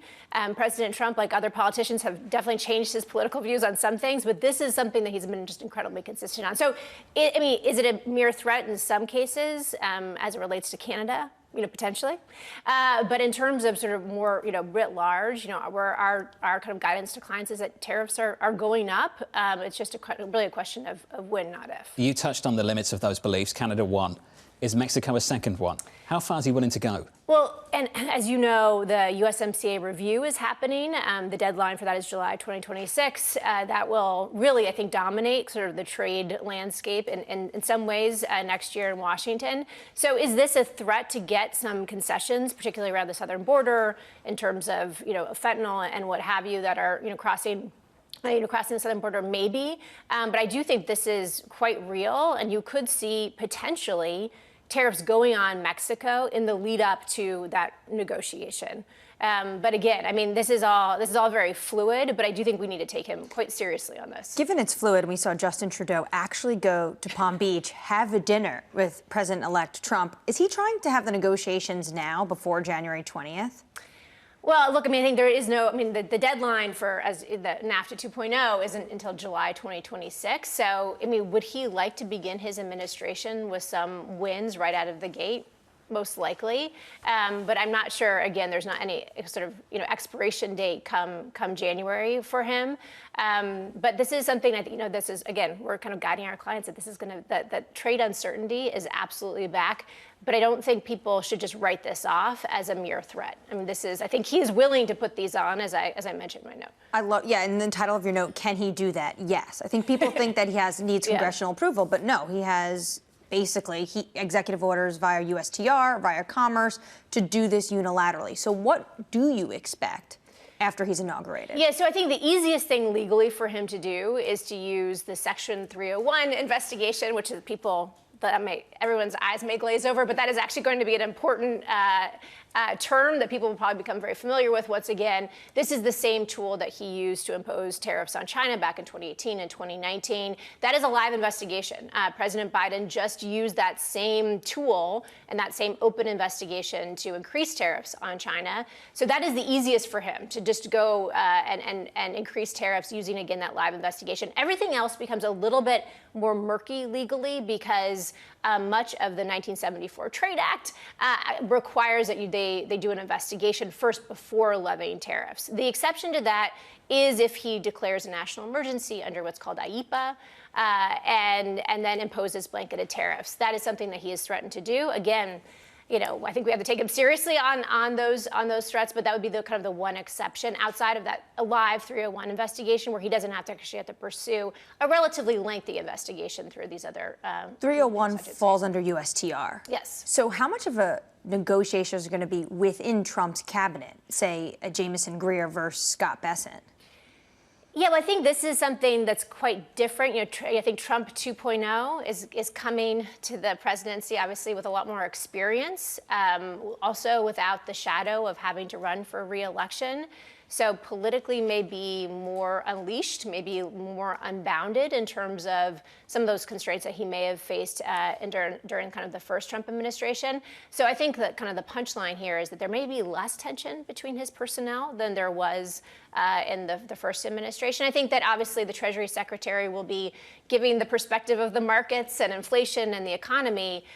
But again, I just think this is a worldview that is, probably more universal in Trump 2.0 than maybe it was in Trump 1.0. Can you work through what the market impact could potentially be from some of these tariffs at a time when most people in the market are not taking it very seriously and aren't necessarily pricing in the actuality of some of these levies? Yeah, so it's mixed. I think it depends on sequencing, and what we understand from the Trump transition team is that there is going to be attention to the sequencing of various economic policies. So while you may see some of these tariffs increase maybe marginally, kind of day one, that there will be they'll try to do it sort of in concert with some other things that are maybe more risk on in terms of the tax cuts, in terms of deregulation and what have you. So the only reason I bring that up is I do think that the economic direction of travel here is a little bit mixed. I mean, obviously tariffs can be inflationary. They can hurt growth. There is sort of a double-sided coin in terms of if and when countries retaliate, they can actually hurt the export sector here in the United States. So it can be, it can be pretty negative. However, if it's done in the context of broader deregulation, of more tax cuts, then some of those effects may be kind of less less direct. However, what you saw in the bond market, particularly the days after the election, some of that was obviously on deficits, but I think some of that was pricing in higher chance of tariffs. Now, of course, some of that has fallen out of the market, but we would say that that this risk is absolutely alive. That's where I wanted to go. A lot of people have been looking at some of the selections and really bought into the story of efficiency and productivity gains that could potentially offset and reduce the deficit, even with some of these tariffs and some of these other tax cuts, et cetera. Are you calling that into question? Well, we've had a very active discussion at PIMCO about the effectiveness of DOGE, the Department of Government Efficiency, which, of course, as I'd like to point out, is not a department. It has no statutory authority. But it has two people. So maybe not the most efficient structure. But these are obviously, gentlemen that you have to respect. They've been incredibly successful in their own professional lives. But however, I do think there is limits to what they can do, right? They can identify sources of inefficiency and waste. They can write a report, which they plan to do. But in terms of actually having the levers of control to reduce spending, they will be limited, right? They are not part of the government. And as we all know, it is actually Congress that ultimately makes these decisions. So could these recommendations sort of arise in ultimate legislation? Sure. Could you see some spending cuts, some fiscal consolidation at the margin? Sure. However, this is where you get back to the margins of Congress and the House. It's going to be incredibly narrow. I think this is actually probably one of the least reported stories of the election is just how narrow Republicans' majority is going to be in the House. It could potentially be a 2-seat majority, meaning they can only lose 2 votes and still pass legislation. But when they come in January, because of the Matt Gaetz and Mike Waltz, who are going to be retiring from the House for other things, then it's going to be basically a 1-seat majority, or no, zeros. They cannot lose any votes. So that is going to be a constraint in terms of what can get done on the kind of reflation side, but also will be a constraint in terms of what can get done on the spending cut side. I always say that's much easier to eat your dessert than eat your vegetables. Tax cuts are dessert, spending cuts are vegetables. We've eaten a lot of dessert over the last few years, that's for sure. It's been pretty good. Libby, it's good to see you. Thanks so much. Appreciate Libby it. Cantrell of PIMCO there. Up next on the programme, Oliver Chen of TD Cowen as Cyber Monday sales hit a new record. From New York, this is Bloomberg.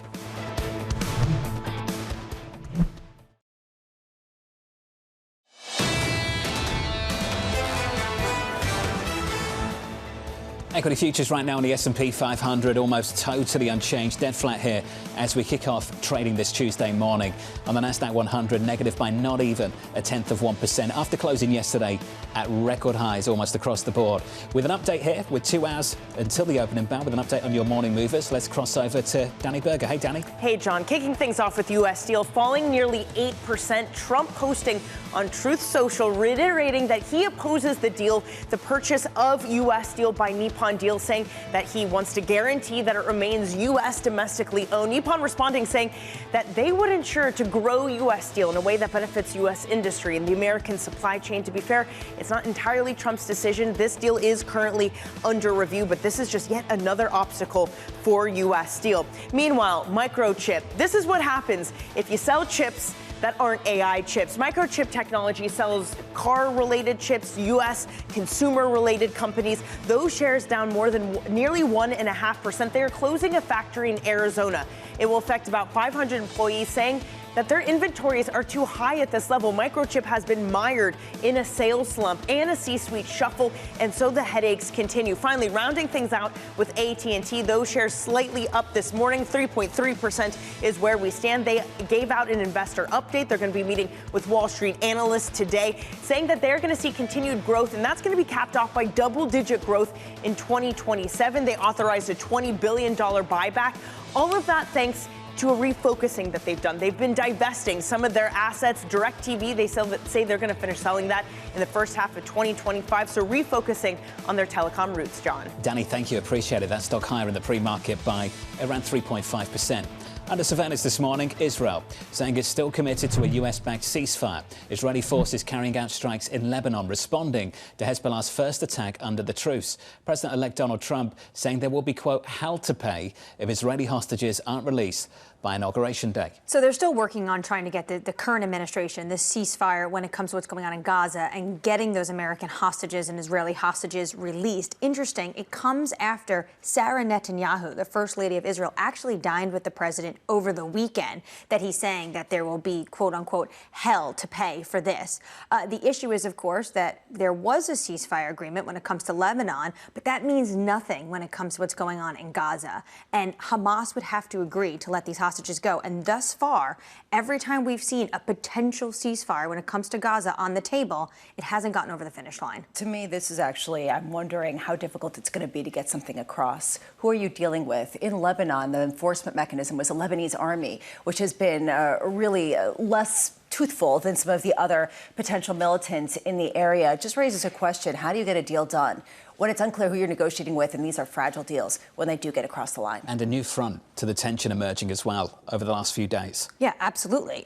There's incredibly a lot of tension right now in the Middle East. Also, when you look at what is going on in Syria right now and what Iran does, what does Russia do potentially to come in and back Assad, or do they not? This is very fragile, what is going on in the region right now, and it comes at a time that the U.S. is going through a transition. Becoming more fragile, not less, that's for sure. Let's turn to China. Chinese leaders plan to start their annual Central Economic Work Conference next Wednesday. Attendees usually include top leadership, including President Xi Jinping. Sources telling us here at Bloomberg that officials will map out economic targets and stimulus plans for 2025. Watch this space into next year. I want to understand what the goals are, because so far the stimulus has gone back to the same well, which is essentially bolstering some of the housing property valuations, as well as just staving off further weakness. At what point will there actually be a willingness to engage in true fiscal spending and delivering money into people's pockets? The issue is people don't spend in China the way that they do in the U.S. People in the U.S. are going to spend come hell or high water. It's not the same thing. You're seeing people just not feeling confident enough to get out there and buy stuff domestically, let alone on the international front. I think Chairman Powell and Xi Jinping have a lot in common at the moment. Oh, go on. 2025, don't they? Please, go on. They've got to wait for policy changes from the incoming administration to work out how to respond to them. Well, actually, I'm not sure if they talk to each other. I'm sure they don't. But if they did, they'd have some common ground. Okay. That's an interesting analogy. I'm going to have to really wrap my head around it, a juxtaposition of Xi Jinping and Jay Powell. I'll spend some time with it at another time. But I do think that there is this idea of how much some of these stimulus plans are going to be contingent on what Donald Trump does. Look, I think that their move with the banning of certain minerals, rare earth minerals, to the U.S. from China was an opening salvo. How much is it punitive and how much is it stimulative on the domestic territory? Wow, I'm still thinking about that. Well, I think you could say that what Jonathan said almost for everyone, and also CEOs that are looking at Nippon Steel and U.S. Steel. Could this deal get through if I want to do business in the United States? Everyone wants to see what really is going to be the policy proposals? What is it you keep asking? Are they credible? What is credible? Yeah. What's a negotiating tactic? What's interesting about what's going on in China is they'll agree largely on these numbers, but we won't know until March. So say Trump comes out in January or February and it is bigger than the Chinese were expecting. Do they then have to meet again and say, actually, we need to maybe edit some of our targets? I should state the obvious. There are many differences, many. One being that the President-elect Donald Trump will eventually replace Chairman Powell, I'm sure, and can't do the same thing over in China. But there are many. I'm sure you're right in, I have no doubt. Honestly, I mean, on one hand, you could also say that Jay Powell doesn't have the advantage to central planning in quite the same way, although some people might argue that the Fed has acted in certain ways that have I'm not sure we want the Fed to have that kind of authority. No, They've got enough power, haven't they? I think that we've gone far enough with this. OK, so let's turn to this story. Thank you. Elon Musk's record-setting pay package was struck down yet again by a Delaware judge. The court ruling that Tesla's board was improperly influenced by Musk when it adopted his compensation plan back in 2018. The ruling is expected to take a significant chunk out of Elon Musk's wealth. So to me, this raises a couple of questions. First of all, his influence over the board, but more importantly, Delaware's role in setting what's okay and what's not okay in terms of interference at a time when Delaware has been the main place that companies have incorporated in the United States. Elon Musk single-handedly is trying to shift the balance of powers, moving to Texas, talking about how he's going to reincorporate elsewhere. It raises a question longer term about how active they should be in engaging in this, but also over Elon Musk's control over this company at a time where some people say it's a great thing, considering his place with President-elect Donald Trump. I'll stress this morning, and I think we've done this repeatedly on this programme over the last year or so, the benefit of hindsight. I would like everyone to go back to 2018, the day when this pay package was announced, and just read some of the newspaper articles. Have a look at some of the coverage of this story. There was a real sense at the time, and I remember being on air talking about it, that this was unrealistic, that it was on the edge of unachievable.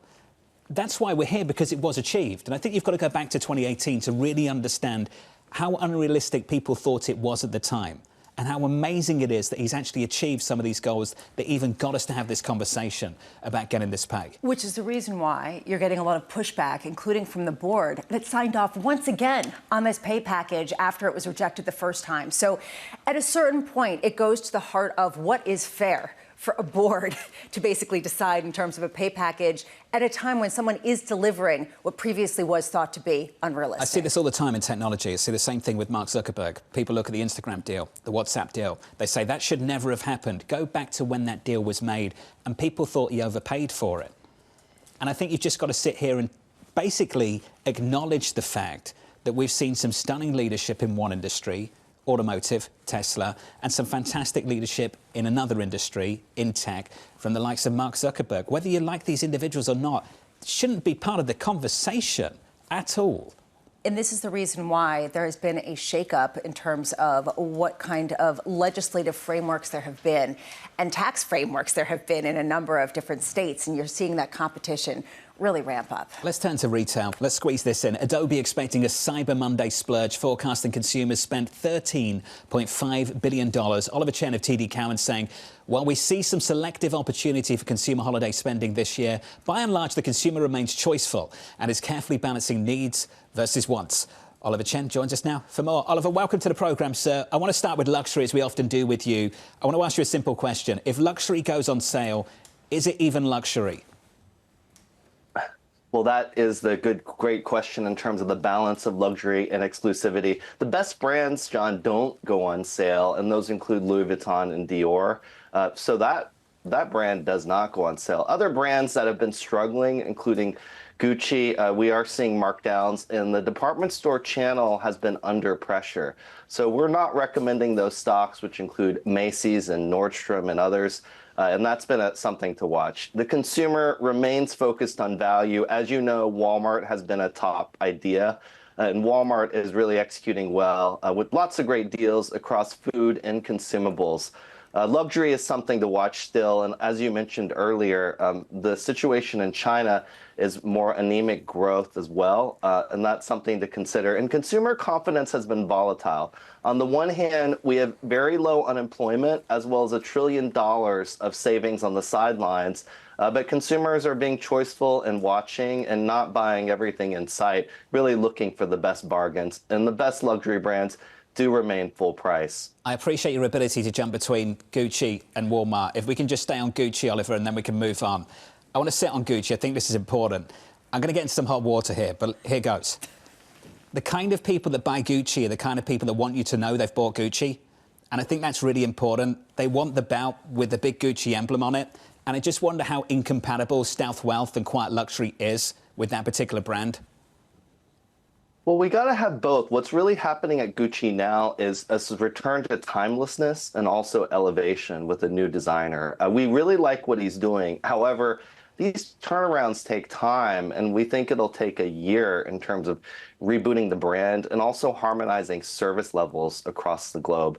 They're also adding a lot of creative, John, to this. There'll be bigger and better shows and storytelling. That's what really needs to happen at Gucci. At the moment, quiet luxury, thinking about timelessness, elevated materials, that's really working. In a way, that luxury consumer is looking for value and items that they can use throughout, but it's a little bit boring. And conversely, a quiet luxury can be an excuse for no innovation. What if that's true?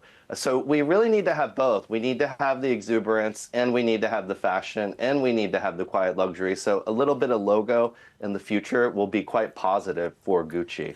Love it, a little bit of logo. So from logo back to Walmart. I'll talk about that. I am curious about how you have seen this outperformance on an ongoing basis this holiday shopping season from the online systems. And basically, this has been the trend for a long time. How does this challenge companies at a time when it is less profitable for them to sell online, where they have big physical stores that aren't necessarily getting the same kind of foot traffic as they have in prior years? Retailers have to do everything everywhere all at once. So the name of the game is channels such as curbside pickup, where you're doing more of the work in terms of the last mile. Also, as you think about technology at large, the future of retail includes digital advertising, as well as artificial intelligence, and then growing these marketplace models to have third-party sellers very similarly to Amazon. So you're retaining a lot of the productivity of the box, and you're becoming less unprofitable in online, and that's happening at Walmart over time. It's a bigger challenge at Target, which is losing money online. The prospect for Walmart to become e-commerce profitable, that will happen within 1 to 2 years, in part because they have so much scale and they're increasing delivery density.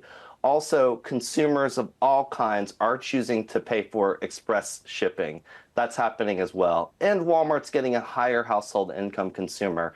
So this really is difficult, but it all needs to work together. And digital advertising is a very high margin business, 70% plus margins. How big of an advantage do the likes of Walmart and Amazon and other large retailers that have these sort of multi-channel businesses have when it comes to the likes of tariffs, which pretty much universally we're expecting to hear about early next year, to have them implemented? Across the sector, in terms of the analysis, the earnings per share hits will be mid to high single digits. In terms of themes and stocks to play, you own those with the most scale. Walmart also has a history of working quite aggressively with suppliers on managing prices. So we like the prospects of Walmart. The big question and the big opportunity and the big unintended consequence of tariffs will be passing this cost on to consumers, which may yield inflation. So we'll see. We think as much as 50 to 90% will need to be passed on to consumers, and it's something to watch. But you're going to want to own those with scale, and Walmart and Costco definitely fit the bill here. Oliver, I'd love to talk about department stores. I know you're not too excited about Macy's. Are there any department stores you like? And do you think they're going to have to lean into more sales leading up to Christmas? I mean, I opened my email this morning and I got Bergdorf Goodman saying extended one more day for the Cyber Sale. Does Cyber Monday even exist anymore, or is it just Cyber Week? Well, it's definitely the Cyber Month and T-40 in terms of the events have started earlier and they're more spread out and people aren't trampling each other anymore. It's not as exciting as it used to be. So that's happening, and also lots of markdowns on the markdowns, definitely. As we think about department stores, we like Nordstrom Rack, but what does that mean? It means department stores are changing to be more off price and offer value there, and Nordstrom Rack did a pretty good job. We're hopeful, but the big problem is getting younger customers in stores and store traffic. The other nature of competition is changing rapidly in apparel with Shein and Temu and ultra-fast fashion and the TikTokification of retail, thinking about social selling. That's something department stores are facing. The future is more exclusive products. So Macy's is upgrading their private brands. That should be a positive for getting younger consumers as well as older consumers back in store. Ollie, appreciate your time, sir. Oliver Chen there at TD Cowen. Thank you very much. From Walmart to Gucci on Gucci. Have I offended Gucci lovers? I think you have. Confirm or deny? Yes. Okay. Yes, you did. I apologize. Yes, you Sorry. did. But I like Oliver's take. You need both. You need the loud and the quiet when it comes to fashion. So basically, you need a little bit of Amory and a little bit of Jonathan, because we know you don't like loud fashion at all. A bit of boring and a bit of flash. Yeah. Okay, good blend. All right, and please we're on the same page now. Let's get you an update on stories elsewhere this morning. If you love Gucci, good for you. Here's your Bloomberg Brief with Danny Berger. Hey, Danny. Hey, John. Syria-based rebel forces are looking to capture more territory controlled by President Bashar al-Assad after taking the city of Aleppo. 15 years into the conflict, al-Assad's biggest allies, Iran and Russia, are stretched thin, fighting other wars, making it difficult for the president to hold on to power without their support. China announced it will ban several materials that have military uses from being exported to the U.S. It's a tit-for-tat move after the U.S. escalated chip curbs. Materials such as gallium, germanium, and antimony and super hard materials are not allowed to be exported to America as an overall principle. BlackRock has agreed to buy private credit manager HPS Investment Partners in a roughly $12 billion all-stock deal. HPS manages nearly $150 billion. The deal giving BlackRock a significant foothold in what is one of the hottest markets on Wall Street. And that's your brief, John.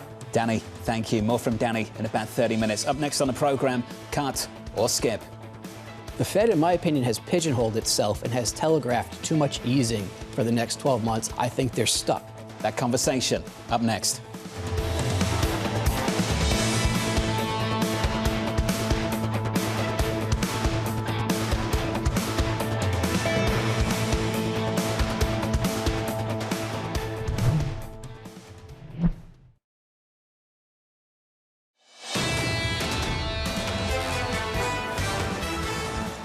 Live from New York City, welcome to the program. Equity futures right now attempting to push higher by not even 0.1%. All is quiet at the moment.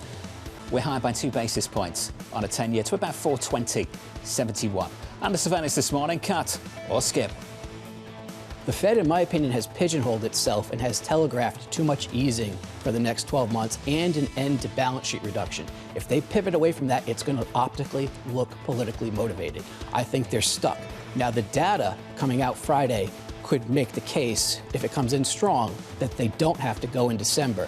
But any sort of hawkish talk is going to look very suspicious. So here's the latest this morning. Traders bracing for a slew of economic data ahead of the central bank's rate decision just over 2 weeks away. Fed Governor Christopher Waller saying, quote, I lean towards supporting a cut to the policy rate at our December meeting, but that decision will depend on whether data that we will receive before then surprises to the upside and alters my forecast for the path of inflation.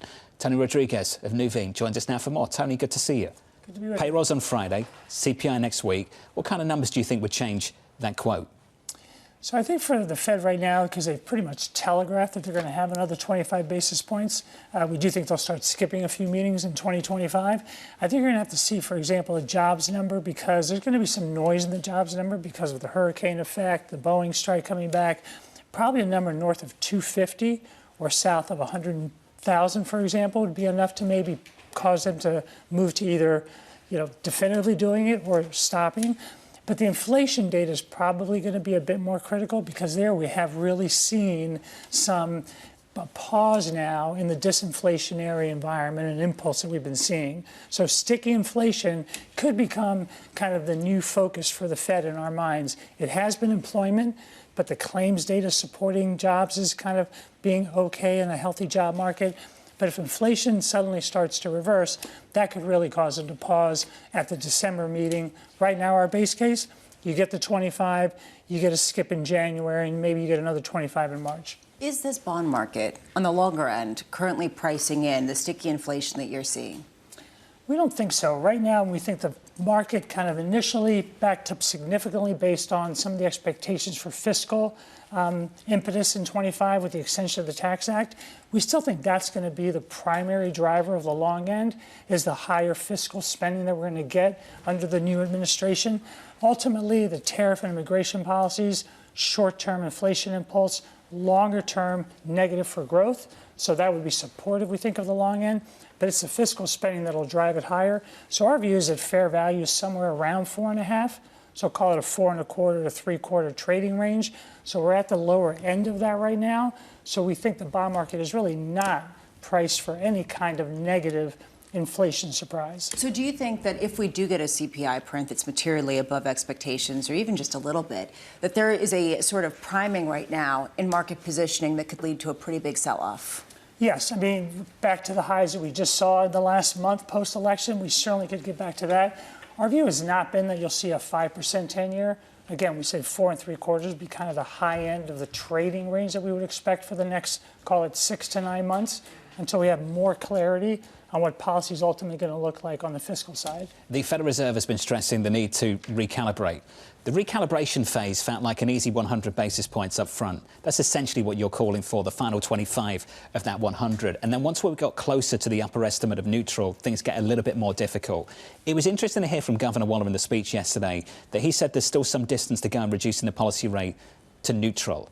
How loaded is that line? How much information is there in that line from Governor Waller? How much is left to reduce? Yeah, well, I think what they're trying to balance is the fact that they had neutral way below where any current estimates are of neutral when you have the last SEP, and they were thinking maybe that's a 50 or 75 basis point neutral real rate. So I think they're trying to balance the fact that we're going to see that rise, in our opinion, probably only gets to 1%, despite the fact that we think neutral has maybe actually increased to more of 125 to 150 basis point real rate, gets us to 3.5. So there's a little bit of a free cut in our minds right now where you remain still kind of tight conditions with inflation still well above target, but you do have a lot more restricted ability to get closer to neutral with inflation sitting above 2.5%. Can we finish on that word restrictive? In the speech, Governor Waller talked about the interest-sensitive parts of manufacturing offering evidence that they are restrictive.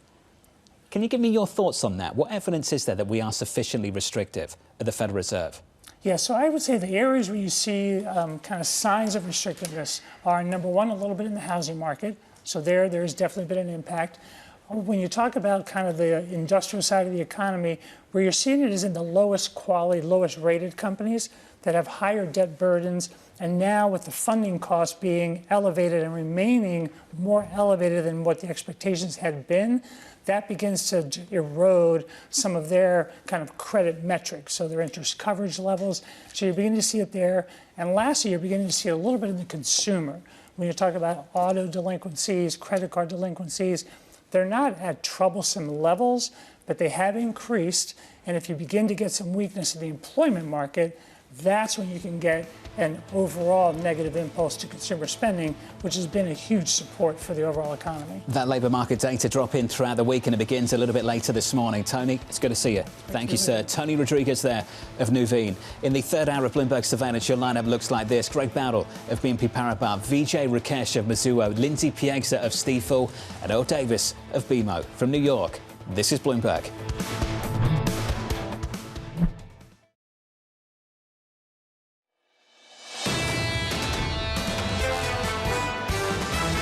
There's going to be volatility, there always is, but you got to keep your eye on the ball. Markets are likely going to be volatile over the coming year, but probably still upward. US exceptionalism was the story for this year. It doesn't necessarily mean that it can continue this robustly going into 2025, but we know this seasonality just continues to drag people into markets. I do think that the market's gotten ahead of itself a little bit. This is Bloomberg Surveillance with Jonathan Ferro, Lisa Abramowitz, and Anne-Marie Hordern. You know, I heard the same argument 9 months ago. 6 months ago, 3 months ago, the market's gotten ahead of itself, and the market kept rallying yesterday too. Another close at an all-time high on the S&P 500 for the 54th time on the S&P. Equity futures right now this morning positive by not even 0.1%, virtually unchanged on the Nasdaq 100, and likewise on the Russell, going into a lot of economic data. Your week ahead looks like this, so let's go over it together. A little bit later this morning at 10 a.m. Eastern Time, JOLTS job openings. Tomorrow, you'll hear from Chairman Powell. On Thursday, more data. Jobless claims on Friday.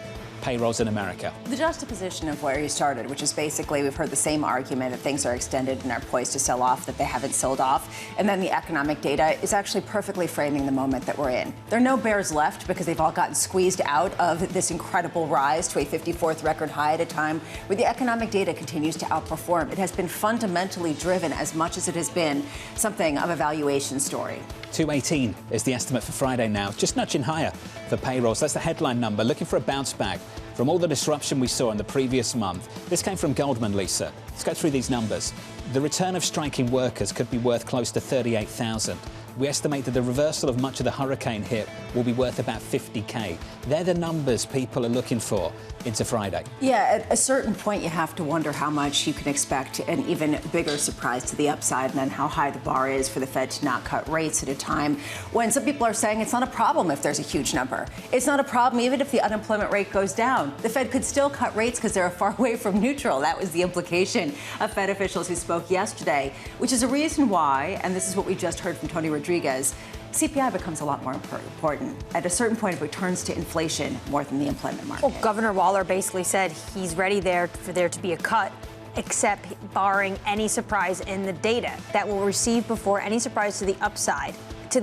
How high is the bar need to be for these jobs on Friday for them to say, ooh, maybe actually we need to go on pause? We've spent this morning talking about the differences between the United States and Europe, and we could spend the next several hours doing the same thing all over again. We're looking for really strong numbers in the United States. In Europe, we're looking for weakness. In Europe, we're barely keeping a government together in France, barely have a government in Germany, and the to-do list is like this long and getting larger. Which raises the question of there is no alternative, right? Where is it? If you're going to talk about some sort of fiscal lack of discipline in the United States, well, check out what's going on elsewhere. That, yeah, there's also a problem with the deficit, but oh, yeah, there isn't a government to deal with it. So at a certain point, how much does that actually help the U.S. exceptionalism story? Because not only is there growth in the U.S., but also a lack of an ability to really address the weakness elsewhere. And that's just Europe. Talk about China. We mentioned Mohamed Al-Erian earlier on the program.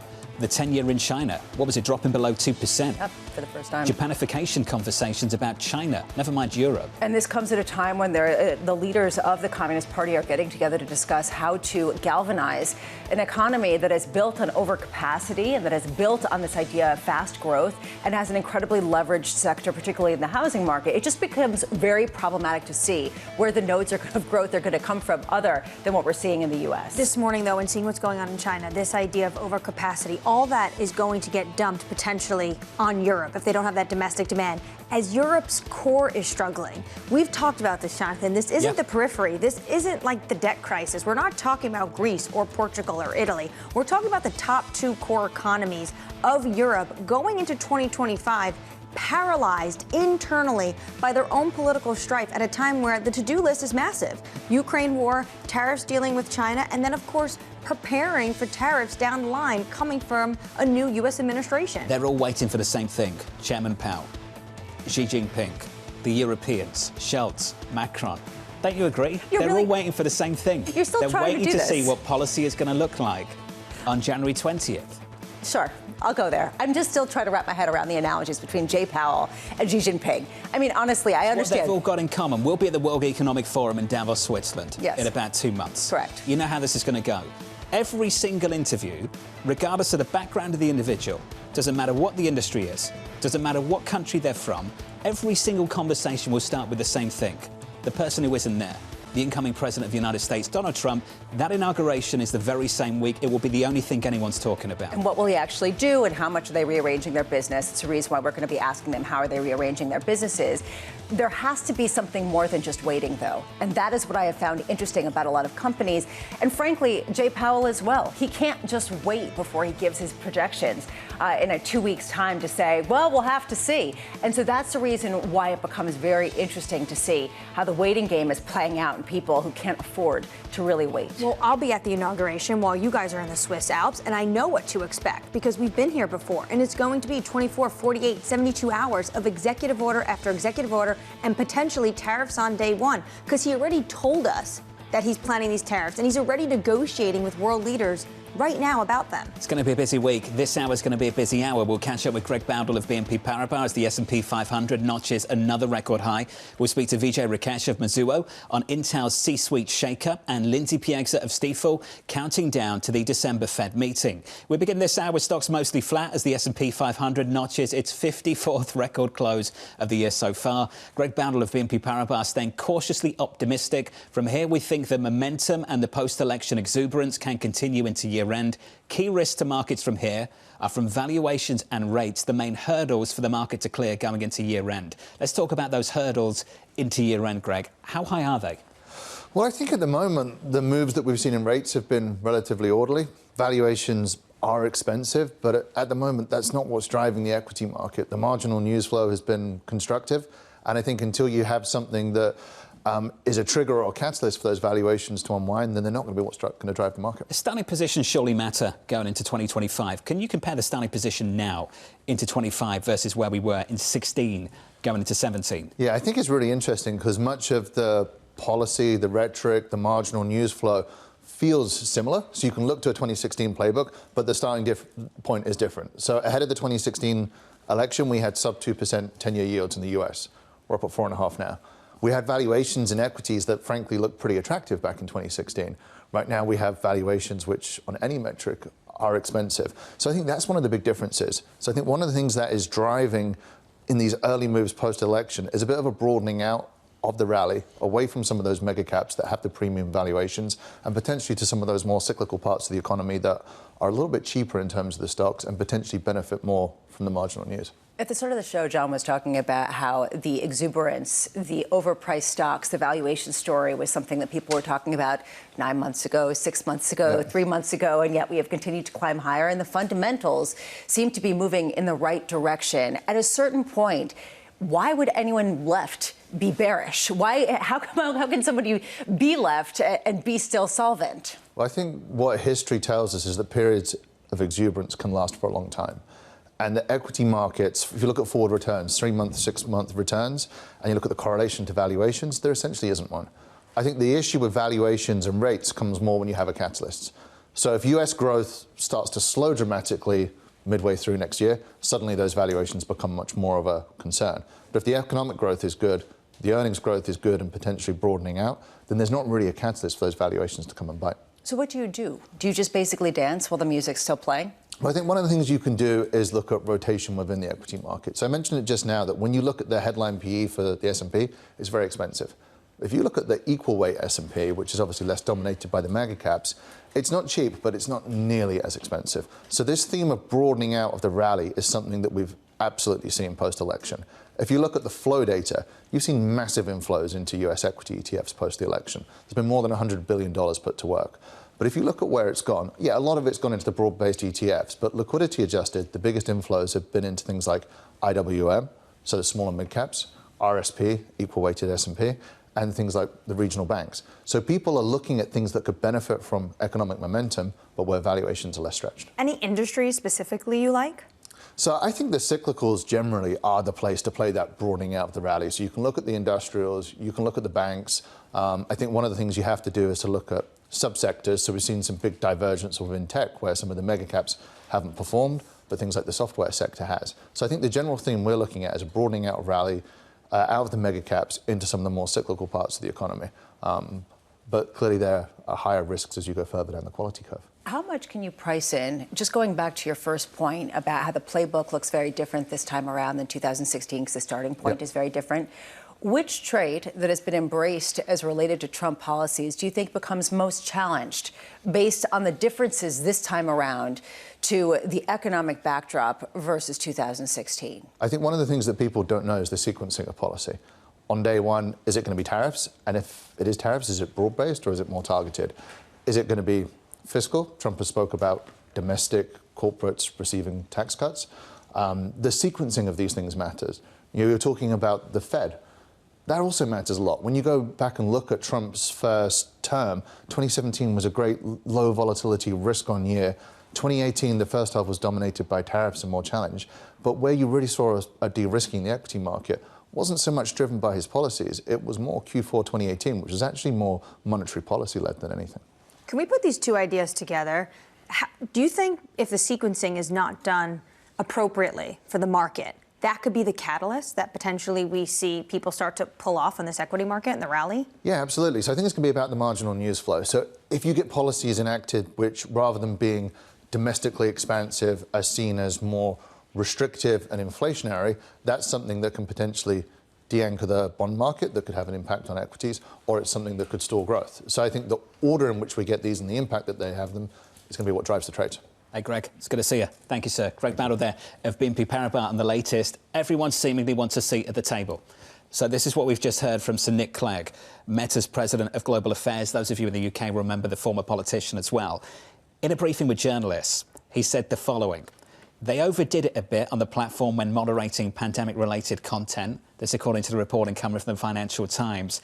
And Mark Zuckerberg, according to Nick Clegg, was keen to play, quote, an active role in the debates that any administration needs to have about maintaining America's leadership in the technological sphere. Surprise, surprise. He was just in Palm Beach, so this makes a lot of sense. He was there meeting with President-elect Donald Trump, also taking a cue from Elon Musk. And what this has meant for Elon Musk's stock and the proximity to power and how you can potentially influence some of the outcomes we might see in the course of the next 4 years. This goes back to the badass comment. Remember that? This Yep. idea there's a very big shift in rhetoric. We saw this also from Bezos out of the Washington Post and some of the discussion around that.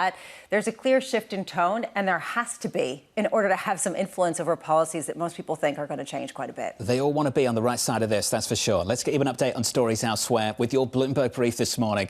Here's Danny Berger. Hey, Danny. Hey, John. Israel says if the ceasefire with Hezbollah collapses, it will broaden its retaliation to include Lebanese targets. In a statement, Israeli Defense Minister Israel Katz saying there will be no more exemption for the Lebanese state. Until now, we have distinguished between Lebanon and Hezbollah. That will no longer be the case. President-elect Donald Trump plans to travel to Paris on Saturday to attend the reopening of the Cathedral of Notre Dame, which was devastated by fire in 2019. Trump wrote on his Truth Social platform on Monday night, President Emmanuel Macron has done a wonderful job ensuring that Notre Dame has been restored to its full level of glory, and even more so, it will be a very special day for all.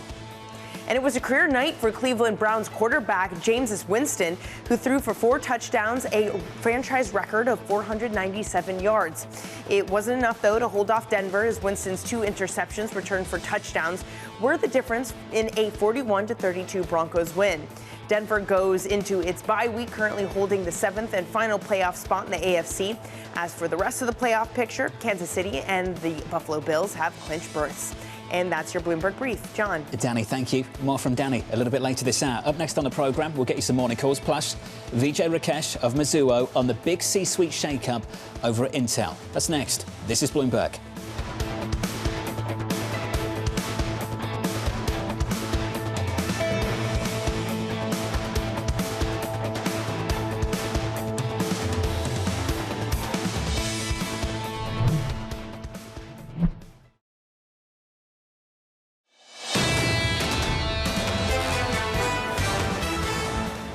The opening bell around 1 hour and about 13 minutes away. Equity futures just about unchanged on the S&P 500. Let's get you some morning calls. First up, Piper Sandler raising its price target on Citi to 80, expecting more upside after US elections. That stock is up by almost 1%. Your second call from JP Morgan raising its price target on FedEx to 366, placing the stock on positive catalyst watch ahead of earnings. That stock is down just a touch. We're softer by 0.4%. And your third and final call from the team over at Deutsche Bank, upgrading CVS to a buy, saying the company is poised for a comeback after a tough 2024. That stock is up by about 1.4% in early trading. Let's turn to tech. A C-suite shake-up over at Intel. The board forcing CEO Pat Gelsinger to step down after losing confidence in his turnaround plan. Vijay Rakesh of Mizuho writing, "We believe new leadership could provide opportunity for new vision, but faces challenges in closing the gap with AI PC ramps, server CPU market share, and AI server adoption completion. The challenges, and the list of them, are very long. Vijay joins us now for more. Vijay, welcome to the program, sir. Always good to get your insight on these stories. I think we have to start this conversation at about 35,000 feet before we drill lower. The challenges to semiconductors, the divergence we've seen, the dispersion through the year so far. Who's succeeding, who isn't, and Vijay, why? Yeah, thanks for having me on, John. I think if you look at the technology space, obviously the winners, the leaders are very clear. I think, NVIDIA with CEO Jensen, AMD with Dr. Lisa Su have definitely executed well. And I would also add Broadcom to that list with CEO Hawk. So what stands out is a laser focus on those markets, a maniacal focus, as many of them call it, and the technology leadership at the top. And so I think where Intel has lost is over the last 3 years, 4 years, market cap is down by 50%, and they lost leadership in some key core markets for them in PC, server, and also AI. And I think they need to do a lot of work to crawl back up or regain that leadership. Vijay, one observation we've heard a lot over the past year or so is that you can either design the chips or you can make the chips. You need to specialize in one or the other. Vijay, why is that the case? I think what has happened over the last 10 years is there's been a significant aggregation of IP technology libraries at one of the biggest foundries in the world, which is TSMC.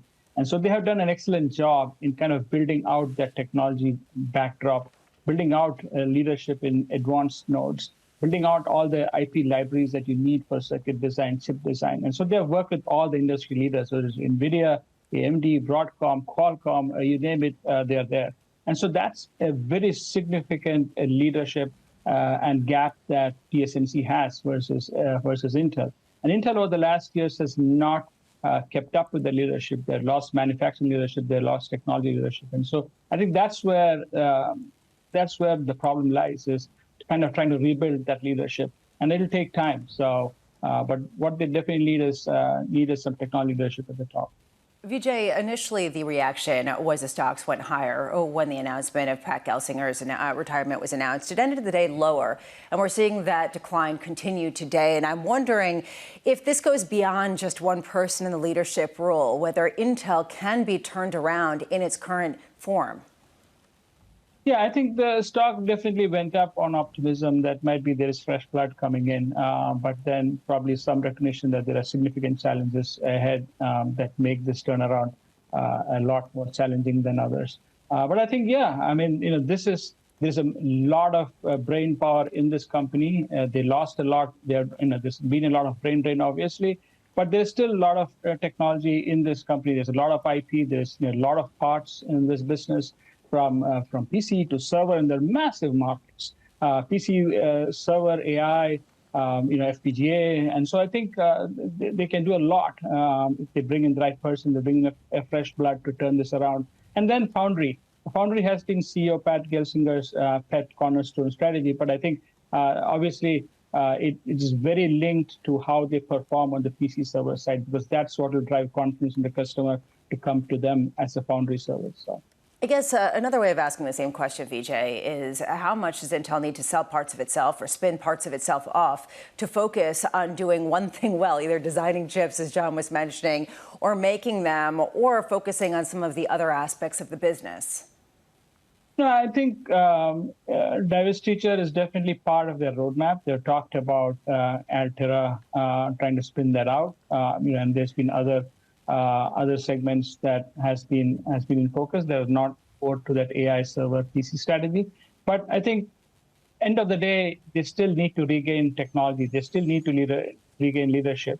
Basically divesting parts is a way of getting some valuation, some better valuation in the market for those smaller segments. But it really doesn't change the problem, doesn't solve the problem at hand, which is regaining their share, regaining their leadership, regaining the technology crown there. So, do you believe, Vijay, that we could be on the brink of a real PC refresh cycle? This has been one of the big sort of bonus rounds that people have seen hanging over Intel, is that eventually we're going to see people go out and buy a lot of personal computers that are upgraded with all sorts of fancy AI applications. Are we really on the brink of that happening? Well, we'll get a Windows 11 refresh in 2025. There's October 2025, the end of life for Windows 10. So we will see a modest refresh cycle start to happen, which should drive a move into AI PCs. And we will see more and more AI PCs start to come into the market, and that's because both AMD and Intel are shipping AI PCs into the market, not necessarily because the customers really want it, but that's that's out there. And so I think as a function of that, of what they ship, we will see AI PC penetration increase in the market. But I don't know the customers that at this point, the use cases are still few and far between. So when it comes back to the chips, the government just finalized its grant to Intel, and part of that meant that they've agreed to not conduct stock buybacks for 5 years. When the new CEO takes the reins, how much are they going to be constrained by this plan that already was enacted by the previous CEO? Yeah, I mean, I think that goes with the funding that if the government is funding Intel for some projects, it is to drive manufacturing onshore, is to drive technology leadership, not to buy back stock in the company to drive the stock prices up. So I think that is a fair deal if you have access to those funds. But I would expect the new CEO to start off from a clean slate, try to lay out what the roadmap is, try to lay out how they intend to regain technology leadership on the server side, on the AI side, on the PC side, and that's where investor focus will be. And what happens to the foundry strategy as well, right? Because that is key not just to Intel but to the U.S. as well, to bring a huge technology enclave back into the U.S., provide a second supply chain to Taiwan in the USS. It's a lot of challenges, Vijay. I appreciate your time this morning, sir. I'm sure yesterday was a busy one for you, as it was for Intel. Vijay Rakesh there of Mizuho. Mohammed Al-Arian writes in, he wants to talk about this, Lisa. I wish he was here. He'll be with us on Friday. Frontier Airlines installing first-class seats. This is the latest from the CEO, Barry Biffle. Okay. Apparently, they're going to install 2 rows of first-class seats at the front of the Airbus aircrafts. This goes to everything that we've seen from Southwest having selected the seats to what we've seen with JetBlue trying to expand in some of their airplane lounges, et cetera. It just raises the question, how does the likes of Frontier, which is a budget airline, make inroads into something that other airlines like Delta and American Airlines and United have all made considerable inroads in? I mean, this is really a question. My question is, I didn't realize Mohammed flew Frontier. I didn't realize he was one of those customers that Frontier is saying, we've listened to customers and they want more and more premium options. There's a term for this, the Illyrianification of airlines. Oh, is that the case? That's the official term. Oh, yeah? And then he'll fly Frontier? Yeah. Does he still have to pay for drinks? I'm sure he might. Actually, that's Spirit, right? Is that Spirit? Yeah. You went on Spirit, yeah. Yeah, and you have to pay for drinks and snacks. Yeah, EasyJet. Even EasyJet tried to make it easier for business travellers a long, long time ago. So I just feel like they're slowly catching up. So, if you're expensing a flight sometime soon, you're working at a bank on Wall Street, you'll be flying Frontier.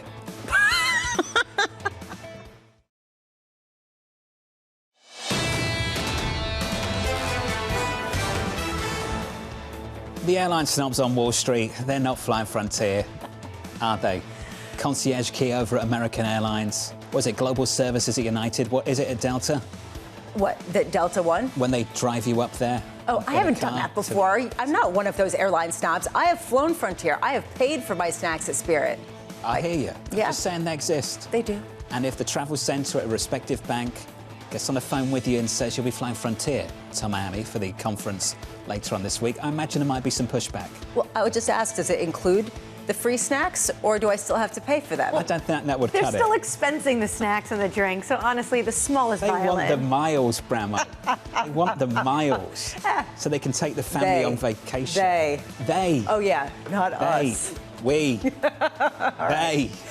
1 hour away from the open and bow. Futures look like this on the S&P 500, just about unchanged throughout the whole morning so far, with the open and bow just around the corner. With your morning moves this morning, let's cross over to Danny Berger. Hey, Danny. Hey, John. Well, it looks like we're going to get a second day in a row of another big rally for Super Micro Computer, up pre-market 7% after rallying 30% yesterday. What a year it's been for this company after facing a short seller report, after missing a deadline for a financial report. Well, this time around, they concluded an independent review of of the company, and they found no fraud, no mismanagement. As a result, they're also going to be replacing their CFO, so the good times keep on rolling. Meanwhile, for Tesla, set for declines at the opening bell, down 1%. A Delaware judge for a second time has shot down Elon Musk's multi-billion-dollar pay package. The fear with this, as Musk had before threatened when this issue first arose, is that he would pay less attention to Tesla. He would, for example, focus his AI efforts elsewhere. Also, other bad news for Tesla, a second month in a row that we've seen Chinese sales falling, November sales falling again for another month. Finally, wrapping things up with AT&T, putting out a positive report for their financials for the years to come. Those shares up 2.6%. This is ahead of their meeting with Wall Street analysts, saying that they expect the growth to continue and it will be capped off with double-digit earnings growth in 2027. As a part of all of this, they're also offering a $2 billion buyback.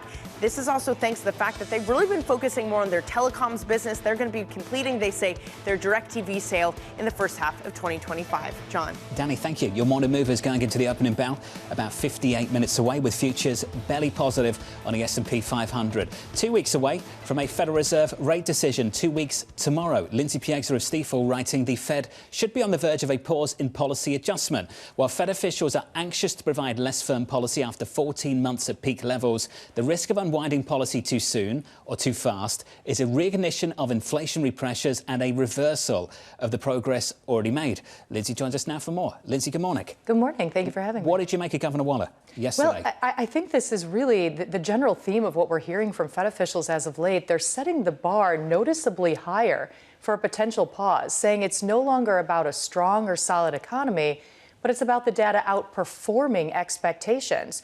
Or as we heard from Goolsbee last week, it's about a potential economy overheating.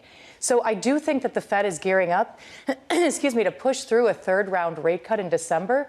But as we turn the calendar page next year, if the data remains as strong as it is, if the economy continues to prove remarkably solid, as Chairman Powell described it, I do think they're going to be backed into a corner and forced to take a potential policy pause. I've got to ask you what kind of data would change the conversation. I think Governor Waller compared fighting inflation to a UFC fight in the octagon yesterday. I'm not sure how helpful that is for people or not. What kind of number would it take? Well, remember, looking out to Friday's non-farm payroll report, the strength is going to be outsized, or at least we expect that. But that's going to be offsetting the weakness that we saw the month prior. So even a number 220,000, I don't think that's going to be enough to deter the Fed from pushing through that December rate cut. MMA, I think it was. It was in Mixed martial arts. Yes, I think it was in UFC. In UFC. Thank you. That's good. I'm still trying to wrap my head around the hard words that he had about getting inflation in a headlock and driving it to the ground in the last round to the actual, okay, we're still going to cut rates. I mean, it sort of raises this question. How much do you think that they are still underestimating the inflationary pressure in an economy where it's not about the labor market as much anymore as the inflation read that we get the following week? Well, that's exactly right. The concern of this emerging weakness in the labor market prompted that outsized 50 basis point cut in September.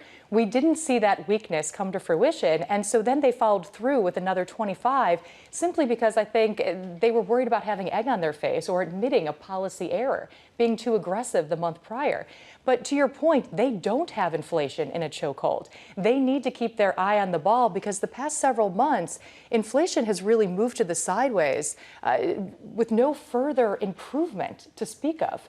So at this point, yes, we have made discernible progress down from peak levels, but we still have that last mile to go, and now is not the time for the Fed to give up on that goal. John was asking earlier about this discussion around neutral rate, saying that there is quite a ways to go before you actually get to truly a neutral rate. At the same time, that some of us are struggling to see the restrictiveness in terms of rates, other than a couple of pockets for a couple of segments of the population. Do you see us as anywhere close to restrictive? So that's a good distinction that we need to be made, because right now policy still is very firm, and changing conditions, further improvement in disinflation does warrant less firm policy as we move towards neutral and the data normalize. But we need to do so at a very slow and tempered pace. So I don't think the question is, do we justify further rate cuts? I do see further rate cuts on the horizon, but the pathway, the pace to that lower level of Fed funds needs to be very controlled as to not overshoot or undermine the progress that we've already seen made on the inflation front. So how many cuts can you actually see next year when they have to recalibrate for potentially tariffs, tax cuts, and a whole host of new policies coming out of Washington? Well, assuming they do push through the December cut, that's the third round cut, I see 3 more cuts in 25 on a quarterly basis. So 1 25 basis point cut per quarter, getting us to 3 3/4 by the third quarter. And I think that's a reasonable neutral level. Now, of course, some policy issues may limit the downside potential if we do see tariffs or sizable tax cuts lead to further inflationary pressures, but that's a big question mark. The inflationary pressures that we're assuming under those scenarios could very easily be offset if we saw sizable reductions in government spending or other areas. And so it still is questionable, the net outcome from the incoming administration. But right now, ceteris paribus, I do expect 3 additional rate cuts next year, taking us to a neutral rate of about 3.75. If we get the December cut, how hawkish do you think the tone might be from Powell? Because he's looking into a lot of unknowns for next year. How much more hawkish, you mean? At this point, he's talking about a remarkably solid economy, remarkably strong labor market. So he's really laid the groundwork for a pretty solid assessment of current conditions. Again, keeping that door wide open for a near-term policy pause as soon as they deem it appropriate. And again, if December data comes in within expectations, I think the Fed continues to follow through with a third round cut.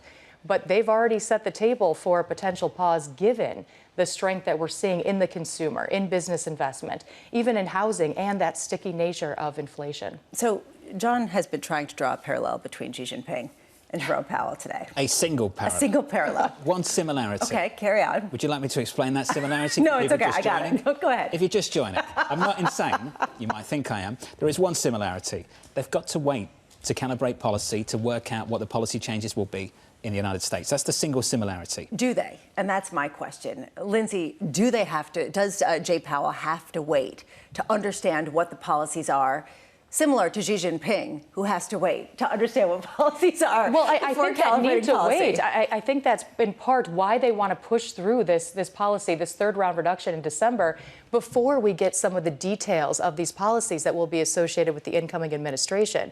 But again, when that calendar page turns to 2025, if we're still talking about the strength of the data, that's where the patience needs to come in. That's where we need to see the Fed take a pause, move to the sidelines, and allow the data to continue to evolve to dictate the best course of policy. It's also not obvious to me how inflationary tariffs will actually be, given the first round experience, how they'll be calibrated this time. Wells Fargo put out their outlook for 2025 this morning and said the most concerning effect of tariffs is on growth and not necessarily inflation. Working that out is actually not that obvious for next year and beyond. There are a number of arguments that are legitimate, saying that actually tariffs are disinflationary, and that actually the more inflationary impulse is going to come from the immigration if there are significant deportations. So it's a policy mix, it's a sequencing, it's just in terms of how they actually are carried out. All have a very big difference depending on how it goes. Lindsay, it's good to see you. Always Thank you great to for catch having up. Good to have you in New York. Thank you. Lindsay Pierce there of Stifel. Michael writes in, he wants you to know it's down to 360. That's the high end. That's the super, super high end. I don't even know that. Apparently, Michael McKee's a part of it. Our economics policy and correspondent joins us now for more. Good morning, Mike. We can talk about that, or we can talk about the data later. Chairman Powell speaking tomorrow. Take your pick. There's an awful lot going on. And the real question is what comes next? And you were just talking about it with Lindsay. It's very hard to figure out. And Lisa mentioned the idea of could the tariff regime be disinflationary? Well, it certainly could. And here's one reason why. We started the tit for tat now. The U.S. put sanctions on chips sent to China. China has now put sanctions on precious metals sent to the United States. They're stopping gallium and germanium exports. These are super hard metals used to make semiconductors and a whole lot of other electronic goods. According to the U.S. Geological Survey, they did a study that said that would cost $3.4 billion to U.S. GDP. Now, that's not very much money. But it could be inflationary because you got to get those elements from somewhere else. So prices are going to go up from other producers, which means prices get passed along to Americans. So here's an instance where tariffs could create inflation. But Go back to when Donald Trump put tariffs on the steel industry. And look what happened. You can see here, primary metals manufacturing jobs went up initially, and fabricated metals jobs, the people who use the steel, went up immediately and then started falling. And we ended up with fewer jobs because of the tariffs. Prices went up, but jobs did not, and that hurts the overall economy and can be disinflationary. And so the question is, which of these outcomes are we going to get? The Fed has no idea. That's why I think when we get whatever the December decision is, you can take the new economic projections and the new dot plot with a bit of a grain of salt until we figure out how far this goes, how much Trump tariffs and how much other people retaliate. Mike, you heard from Lindsay Piegza of Stifel just then. Lindsay was making the argument that there seems to be a bias of the Federal Reserve to go 25 in December and then to wait. You've been looking at the speeches following the so-called Fed speak. Does that stack up for you? That's, I think, exactly where they are. The bias is leaning towards a rate cut for a couple of reasons. One, because the economy has slowed some, and because they think they are excessively tight. So if the data come in on Friday and next week with CPI in a reasonable numbers, we're going to get a rate cut. The question is, when do they pause? And I think January makes more sense because at that point you've got the new president and he's had a couple of days to lay out some new policies, and they want to incorporate that into their forecasts. Down to 360 member and economic and policy correspondent, Michael McKee. Thank you, sir. Mike, appreciate it. Let's continue that conversation. Earl Davis of BMO joins us now. That conversation on the Federal Reserve, of course. Earl, it's good to see you, sir. That line in Governor Waller's speech yesterday, cut or skip, he said this: there is still some distance to go in reducing the policy rate to neutral. Earl, you're in the fixed income market every day. You're looking across fixed income and the global economy as well. For the US economy, is there evidence that we are restrictive and there is, quote, some distance to go in reducing that policy rate to neutral? I would say yes on both fronts. And you have to remember the mandate of the Fed is inflation and full employment. It's not growth. And there, if you look at the numbers in employment, you can see some deterioration. It's still good, but it is deteriorating. It's on a downward trend. We believe this Friday's number could be noise, right, as related to the hurricanes and whatnot.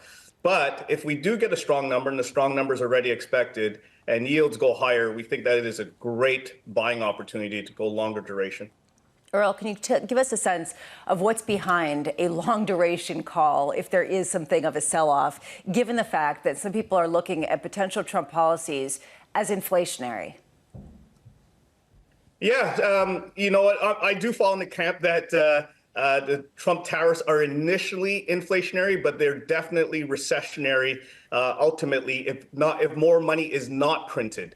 Just think about it. If more money goes to pay for higher goods because of import costs, and you don't increase the money supply, that means money is coming out of some other area of the economy, which is inherently recessionary. So that's another reason why, by default, even with tariffs on the pipeline, that we do like buying duration. Having said that, our number one view right now and for 2025 is volatility. Although we like duration and we're slightly overweight now, we do think because of, the differing views and the possible surprise numbers and the pullback, we will get better opportunities to go longer duration. So that's why, as active managers, we're patient buyers here. So what's your driving compass in terms of the correct range or the correct area that you want to basically gain exposure or lighten up depending on the volatility in markets? Great question. And we have an answer that not many people look at. So our team is active managers exactly for what you're saying. When do you get your stake in the ground? When do you feel comfortable buying? We use a term called margin of safety. And what that basically means is if overnight, your overnight rate goes up by 100 basis points higher overnight, how long in fixed income by owning bonds does it take for you to make that money back? Right now, owning a 10-year bond, we are approximately 1.5 years. So listen to this. Overnight rates go up 100 basis points tonight. You have a significant mark-to-market loss tomorrow. Because of the increased coupon and the yields at where we're at, you make that money back in 1.5 years. In 2021, that was 5 years. So because of that, that gives us comfort to say we have this margin of safety to go long here. And if we're wrong, we'll still make that money back for our clients. So that's the stake in the ground that we use to give us a sense of, you know what, when do you start going overweight and how much overweight do you go? Earl, how much do you consider the overall global yield backdrop when deciding what this range is, given the fact that there is this incredible divergence right now between the U.S. market and Europe and China, and there's a question of how far it can go. Do you see the Chinese market, the European market, as actually putting a ceiling on how high U.S. yields could go? Yeah, I would say, you know what, it's different now. So prior to Trump being elected, it was significant in regards to how do we look at global developed markets as a substitution of bonds for enhanced yield. Right now, it is all about the U.S. And the reason why it's all about the U.S. is because of the growth policies, one, but because of the nationalistic policies, the tariffs, the stronger dollar, means as a portfolio manager looking globally, you need to have a majority of your funds in U.S. dollar assets. In fixed income, there's only a limited amount right now. Yes, there's more issuance coming and all that, but there's a significant amount of dollars on the sideline. We see in the money market funds, $7 trillion. That's not to talk of the global money on the sidelines. So because of that, we do see a wall of money coming into the U.S. in 2025 with limited supplies, which is why despite how tight valuations are, we're better buyers of credit heading into the new year, and we're better buyers of duration for exactly that reason. Earl, are there any tariff safe havens that you can potentially see next year? Yeah, I think you have to go back to the initial thing that there's so many unknowns, right? So until you know the details behind the tariffs, and we don't expect to know the details, the true details of what will be implemented till the end of 2025. So right now, I would say it's premature to answer that question other than being in the U.S., which gives us comfort in being long U.S. We'll get more details as we go throughout 2025. That'll help highlight the safe zones.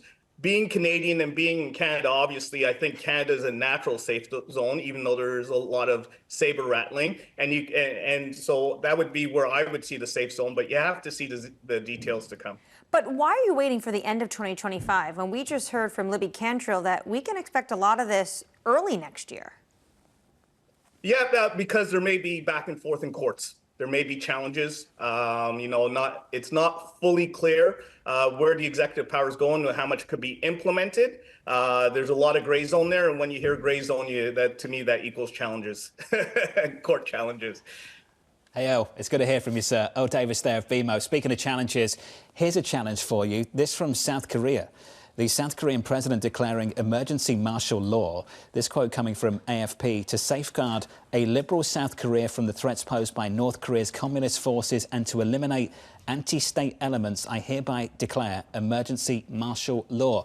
Can see the effect taking place in financial markets right now, more specifically through the foreign exchange channel. If you just take a look at the dollar against the Korean won at the moment, a weaker South Korean currency. And this comes as this president actually was trying to push through certain budgetary changes ahead of Donald Trump getting into office. I just wonder how much these are idiosyncratic stories and how much we're looking at increasing pressure being put internationally on governments that already are facing some fragilities and questions around their budgets. Any more headlines we get on that, we'll bring them to you. But that's the latest out of South Korea this morning. Let's get you an update on stories elsewhere with your Bloomberg Brief. Here's Danny Berger. Hey, Danny. Hey, John. The Pentagon has announced another $725 million in aid for Ukraine. The package consists of anti-personnel mines, air defense missiles, and anti-armor weapons. Pentagon officials say that the Department of Defense can issue about $6.8 billion from the Pentagon's inventory. However, DoD officials signal doubt that much equipment can be sent before President Biden's exit on January 20th. BlackRock has agreed to buy private credit manager HPS Investment Partners. The deal is a roughly $12 billion all-stock deal. BlackRock CEO Larry Fink speaking on a call moments ago saying that with HPS, his company will be among the top 5 in private credit. Fink added that public and private credit portfolios are the future. According to Adobe, U.S. shoppers are expected to have spent as much as $13.5 billion on Cyber Monday. The firm raised its expectations from an initial $13.2 billion for what's the busiest online shopping day of the year. Spending for the period between Thanksgiving and Monday expected to reach $40.6 billion. That is a 7% gain from the same period last year. And that's your brief. John. Danny, thank you. Thanks for this morning. Appreciate it. Up next on the programme, we'll run you through the day ahead and the week ahead as well. From New York, you're watching Bloomberg TV.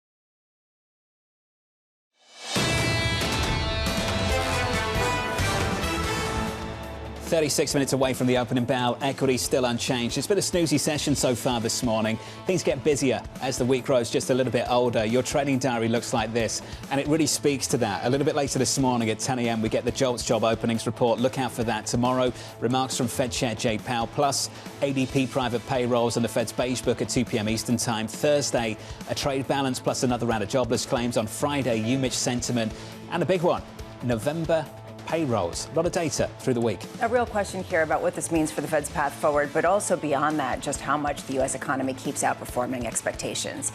If we continue to get those upside surprises, does that continue to fuel risk on at valuations that everyone says are elevated, but still have managed to go higher? And then do you also have to really retrench when it comes to what the neutral rate is and what the Fed's path forward is? Well, when it comes to the United States and the data we're going to get, how much are we going to see more U.S. exceptionalism, especially now in the backdrop of a much weaker Europe, with two of their top economies in absolute political turmoil? The median estimate now for Friday's 220 for payrolls on Friday. You've got to ask the question, how strong is strong? We're all looking for a bounce back because of a bounce back from striking workers, a bounce back from the hurricane effect. That in total, according to Goldman Sachs, could push 90K. 90K of the 220 could come from that alone. And you could talk about a larger population and the fact that just there needs to be a higher level of job growth to just even be equal. I would say the reason why this is going to be really a jobs report where the focus is on wages, on the unemployment rate, and then how much people are going to ignore it and focus on CPI the following week. In many ways, the week begins a little bit later this morning at 10 a.m. Eastern Time when we start to get that jobs data. Then on to tomorrow when we hear from Chairman Powell. Big show coming up tomorrow. We'll catch up with Wei Li of BlackRock, Alicia Levine of BMY, Dan Suzuki of RB Advisors, and we'll speak to Ian Shepperton of Pantheon Macroeconomics. From New York City, thank you for choosing Bloomberg TV. This was Bloomberg Surveillance.